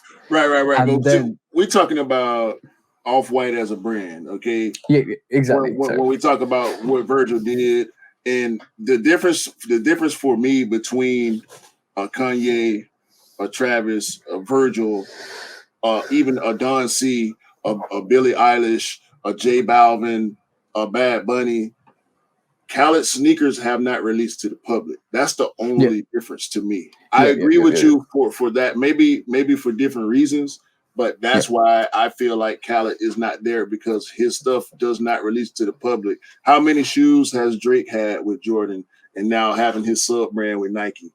Travis, Kanye with Nike, Kanye with Adidas, Pharrell, like all these different people that have collabs and sub brands. And I think this is why I think this is why they're trying to push Khaled to the forefront with like giving you all these samples, giving friends and family all these samples, because I think if there is a release, that's going to influence that, and it's going to bring him up to the spectrum where people are actually interested to see what he's going to do next. So that could be the possibility. But when we talk about Khaled and Drake sneakers, I'm no capping, bro, no cap at all. I will take the Jordan 3 We the Best over anything that Drake's done. No cap. Yeah. I can agree with that. I can agree with that. Because he ain't did a 5. So I can agree with that. But I'm just saying, like, I'm saying, like, the We the Best 3s. Dope, bro. Yep. Dope. When the fact that they gave us Unites and Royal Frees, which were half the standard and not the same. Are you saying that the Unites were poor man's? No, I'm not saying they're the poor man's. I was saying that there's no poor man's. I think if you're spending $170, bro. I just want to make sure you had something coming. I basically saying is, the Unite Freeze is a great sneaker for if you like the red sneakers, if you like a red silhouette. But the thing is, the expectation was when everybody saw the Unite 3, they thought, or a red colorway, they thought, oh, DJ Khaled be the best, right? And I was like, yo, I could potentially. And the thing is, you can grab the Unite 3 and customize them to be we the best, right? But the thing is, not a lot of people want to do that because it's too much work. If for a casual sneakerhead in the first place. But I just feel like it's something about DJ Khaled not releasing pairs and flexing on everybody is a big thing. I don't like it. And like he does say that those 5s might come out. He does say that. He does, but the thing is, how real that is, we don't know. Nah. But this is this, and it makes sense that they do come out because it's Jordan Brand filling that void that potentially Travis could leave. In my opinion, Jordan Brand is stupid for not releasing to the public anything that Khaled designs. The 3s, all 3 pairs of the 3s are dope. These 5s, like I said, I like certain ones, others I don't. If this doesn't release, I mean, I get friends and family. That's all well and good. The Trophy Room 5s had a friends and family. The K54 ones, friends and all the friends and family stuff. The PE stuff that's exclusive to the college players and coaches and staff. And I get all of that, right? This is not right. having this, bro. They cannot keep doing this to us. They can't keep doing this. They're giving us good stuff. They're giving us good stuff. I mean, if you like the Billie Eilish stuff, you know, the Travis stuff, Don C, like all the different collaborators over the years. I'm gonna say something, right? And I love what you're saying. But I'm gonna say something. It goes back to what we talked about early on in this podcast, 3 hours in. But it's gonna go back to what we just discussed in the start of this. Nike, please take my money. Take my money. Take it. We just done full circle, bro. Take it, bro. Like, take me the sneaker and take my money. Take it 4 times, okay? Take it for this one. Take it for this one. Take my money. I don't know. Take my money 3 times. Take it for this one, this orange peach, whatever colorway. The peach, take my money for the purple one. Take my money for the blue one. I will buy them all at the same time and deal with the consequences. Okay, I will pay the interest. I will pay the interest. Take it. Oh my God, he's gonna pay the interest as well. Take it, bro. Look, bro. What Jordan 5s got the white milky so. Like, bro. Milky we know we gonna get translucent every time. We never get the translucent tip. Yeah. Bro, we got translucent tips over here. Take my money. You want it now? You want it tomorrow?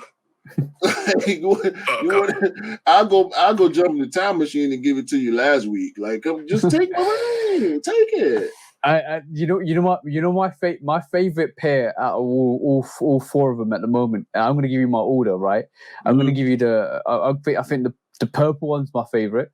So that's gorgeous. That's gorgeous, bro. It's absolutely gorgeous. I love the fact that even on the milky sole at the bottom top tip, right, on the sole, it's you can see that purple come through. It's just beautiful. Then is a tie between the peach pair and the blue pair. Right, and I'm gonna give it to the peach pair second because yo, that salmon, and I don't even listen too close to pink for me, but I want that. Yeah, you know what offsets that sneaker? See the shark teeth with the blue baby university blue and the splatter. Yo, somebody needs to swap those laces out, quick time. Blue laces. Yep, with splatter print.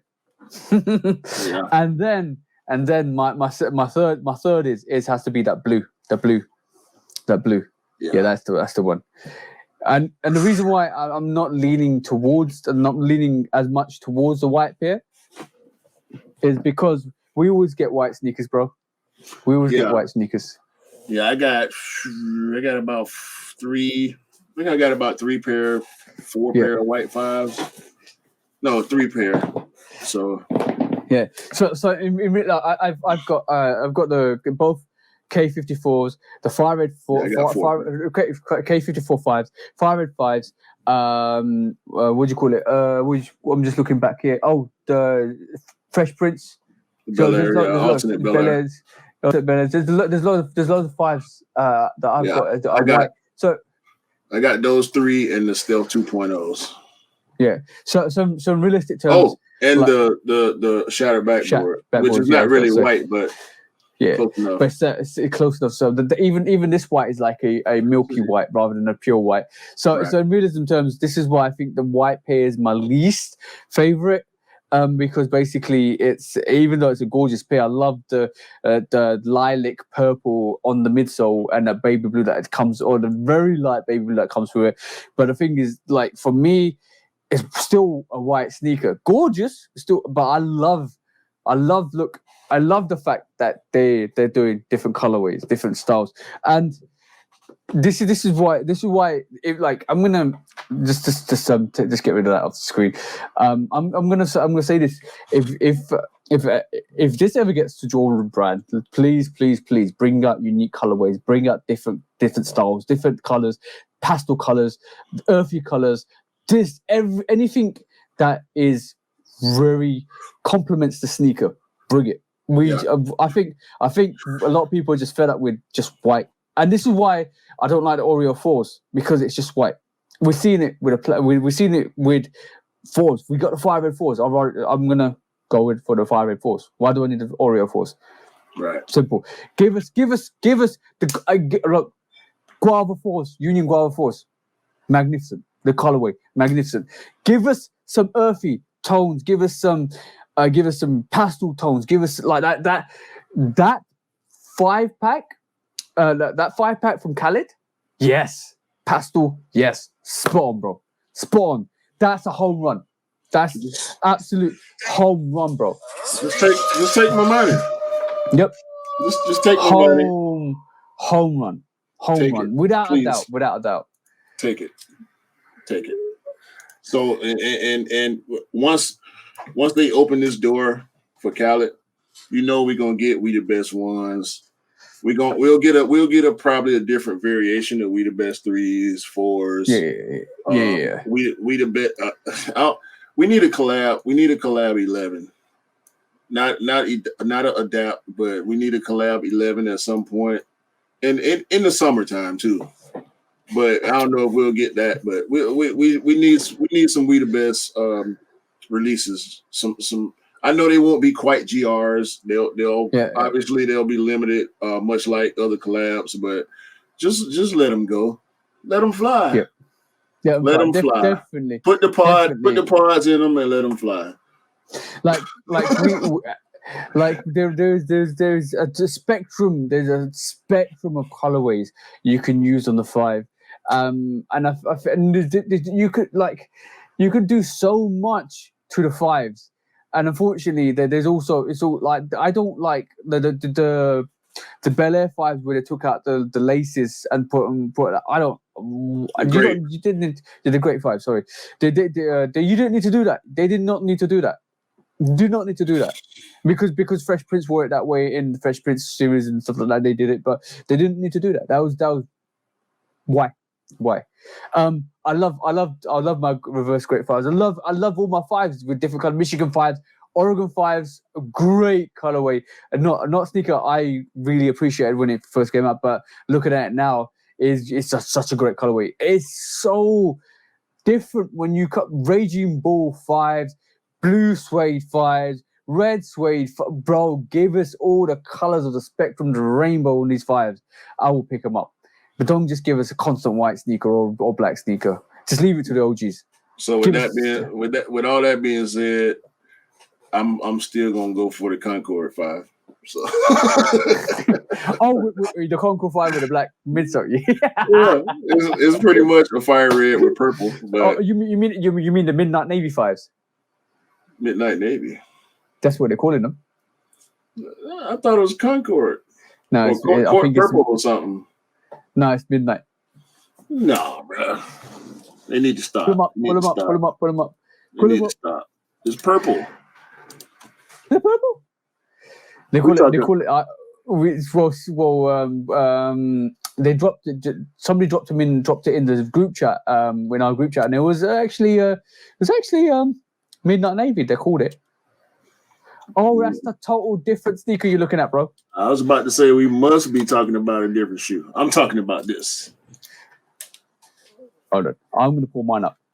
If that's how it comes, because we know with mock-ups there's a possibility.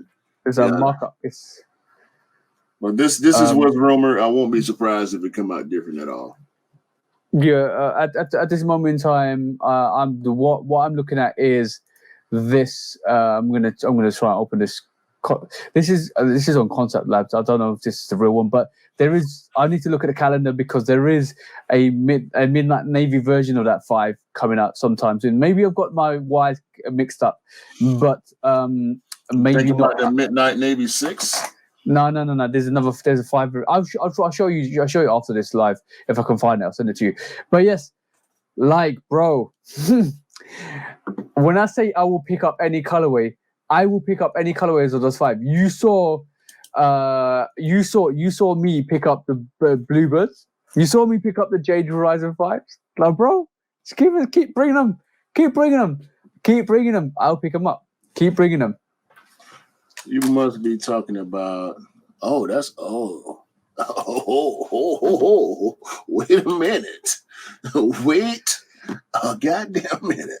That's the one I'm talking about, bro. Ooh, shit.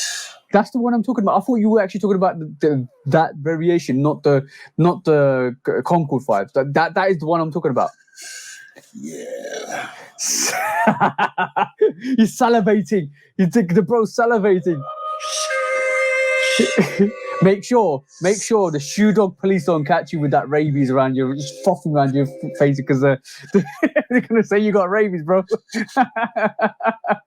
That's a dope sneaker, though. That's definitely a dope sneaker. That's we might as well call it Georgetown. Yeah. Good God. Let me stop. I didn't even know about that. I don't need to see that anymore. Let me get it off the screen. Get it off the screen.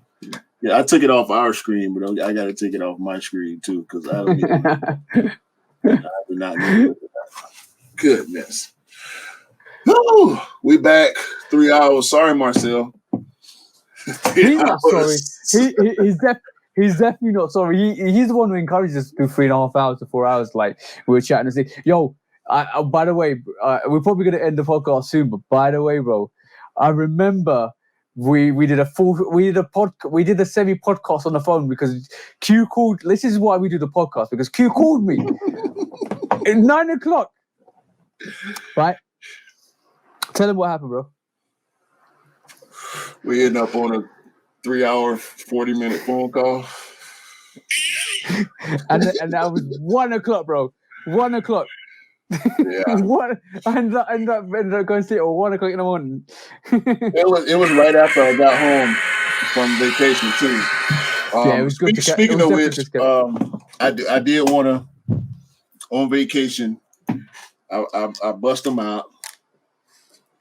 As you can see on the patterns, we got some grime.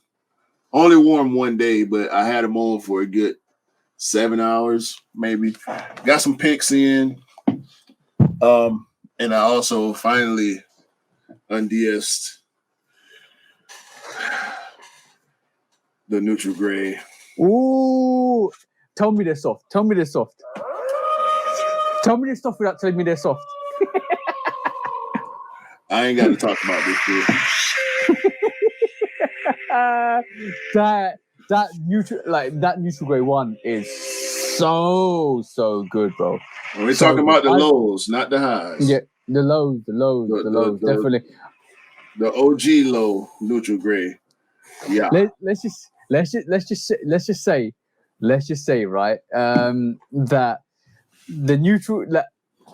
Eric was so impressed with that sneaker that he went back in for it again, and he nearly went back in for it for a third time because he's gonna rock the craziness out of it. Trust me. Yeah. It's definitely one of the more comfortable Jordan 1s if you can compare comfort in Jordan 1s. Like I had no problems wearing that, and I actually wore that one for 2 days, and I'm surprised it's not as dirty as I thought it was going to be because that neutral gray is so. There we go. Yeah. I can see it. And obviously, I ain't cleaned them yet. I just pulled them out my bag. They've been sitting in my sneaker bag since I got back. So it's. I was about to say, clean your sneakers, bro. Clean your sneakers. But I haven't been cleaning them lately. I got so many. I got like 10, 12 pairs just sitting out right now because I ain't cleaned them yet. I'm definitely ahead of you in the game at the moment because basically what happened was that I had 2 or 3 weeks back. I was the same situation you was. I had like about 7 or 8 pairs on the floor. I was like, this can't go on. I need to wake myself up. I need to clean my sneakers. I need to slap my wrist. Clean your sneakers. I still ain't cleaned my. I'm on my year 1s from my birthday in February. They just been sitting up there on display. Those I got the pine greens over here, my Flint 13s over here, like in my collector's closets. I wore to and from on the flight in the airport just because they Vapor Max. I love this shoe, but you really can't beat the comfort of a Vapor Max when you know you're about to do some walking. So if anybody knows, the Atlanta airport is the busiest airport in the country, if not the world. I can't remember the designation, but it is definitely, if not the one of the most busiest airports in existence because all the connecting flights that you can catch from Atlanta. So I had to wear these because I knew me and my wife was about to be trekking. And I love these straight up. I was gonna say one thing. You could take a leaf out Ease book and actually get a Yeezy slide because they're comfortable as hell. No. still keeping that Adidas hatred close to your heart. Still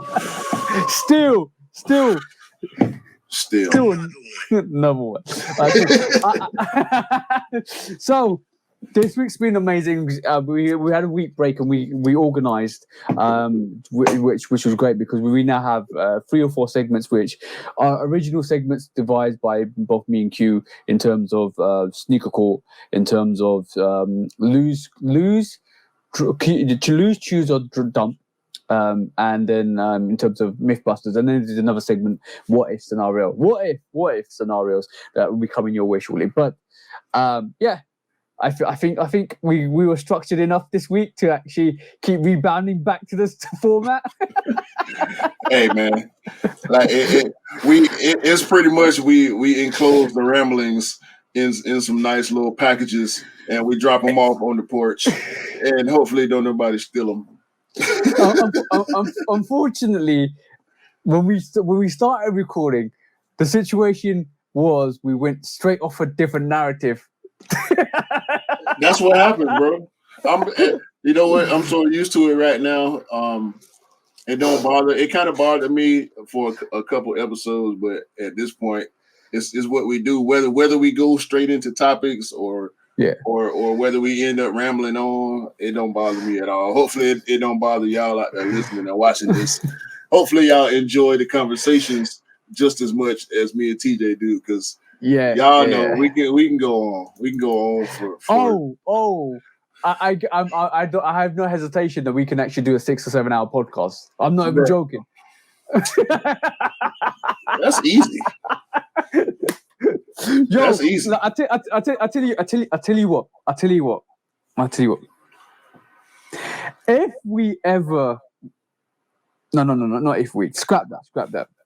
When we, like you keep telling me, when we get into that point where we've got this notoriety for this Shoe Dog podcast, we will be doing a 24-hour marathon. Bruh, don't. All right, we appreciate y'all joining this week. Episode 15. Where you guys can come through any time of the day. And this is when we can officially retire from our work, bro. Any time of the day to come and ask us the question, and literally, you can bring your court cases, you can bring your Mythbusters. We'll do the research. We'll be live on YouTube. We'll do that, bro. That's a guarantee. I drink too many beers. I drink too many beers and not enough coffee to do that. You, bruh, nah. I'm gonna have to Matumbo that one. No.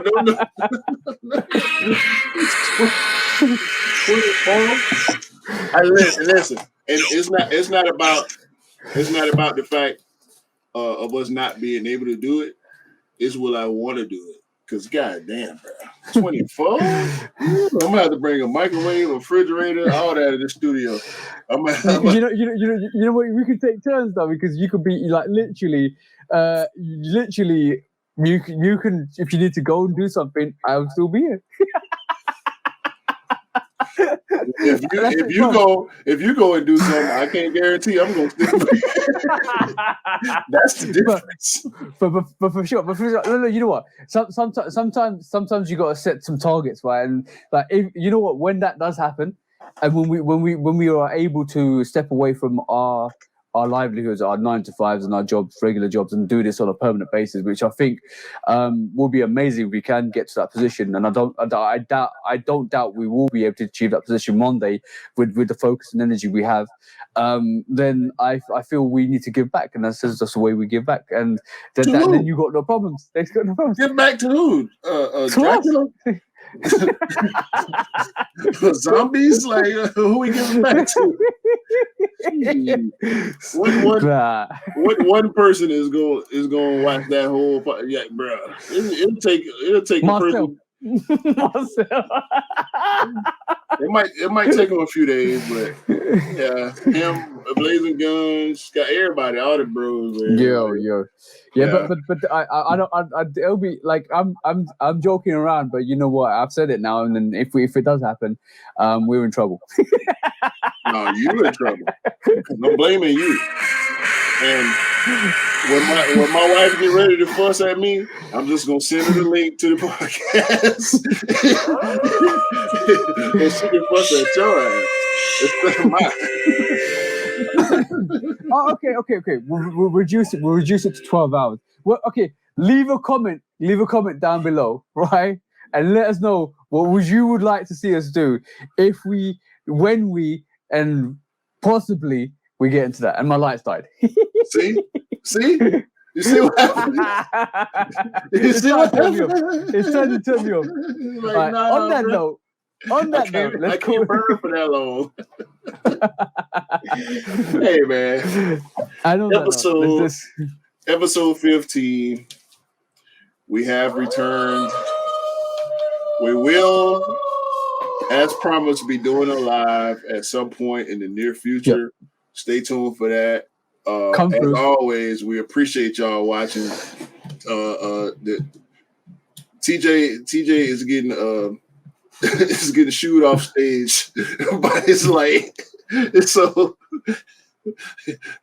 hopefully y'all enjoyed this episode, man. Follow me on IG, 808 Kicks ATL. Follow TJ, Love Kicks Custom. Subscribe to each of our channels in the same names on YouTube. Get in the DMs, holler at us, chop it up. Bring us your court cases. We will bring them to the podcast for sure. You know what? You just open up a big barrel hurt. Nah, we need them cases, man. We need them cases. We're gonna have cases. We're gonna always have our own cases, but we would love to get cases from others as well. And if people are available to join in and dispute their own cases.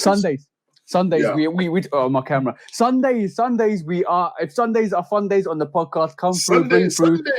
Sundays, fun days. It's always going to be a fun day when a Sunday.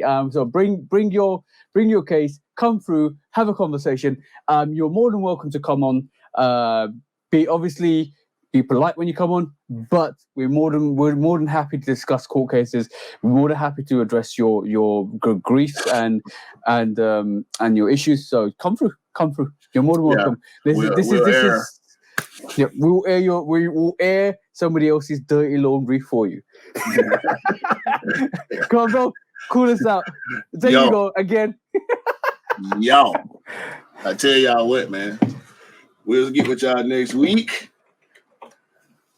Have a great day, a great month, a great year, and hopefully, all of us will be able to cop the We the Best Fives, because we all want the We the Best Fives. So for TJ, because we are the best. Still. Everybody out there, still, all of you are awesome. All of you awesome. All you amazing. All you amazing, wonderful people. Peace out. Peace out, guys. Peace out. Peace.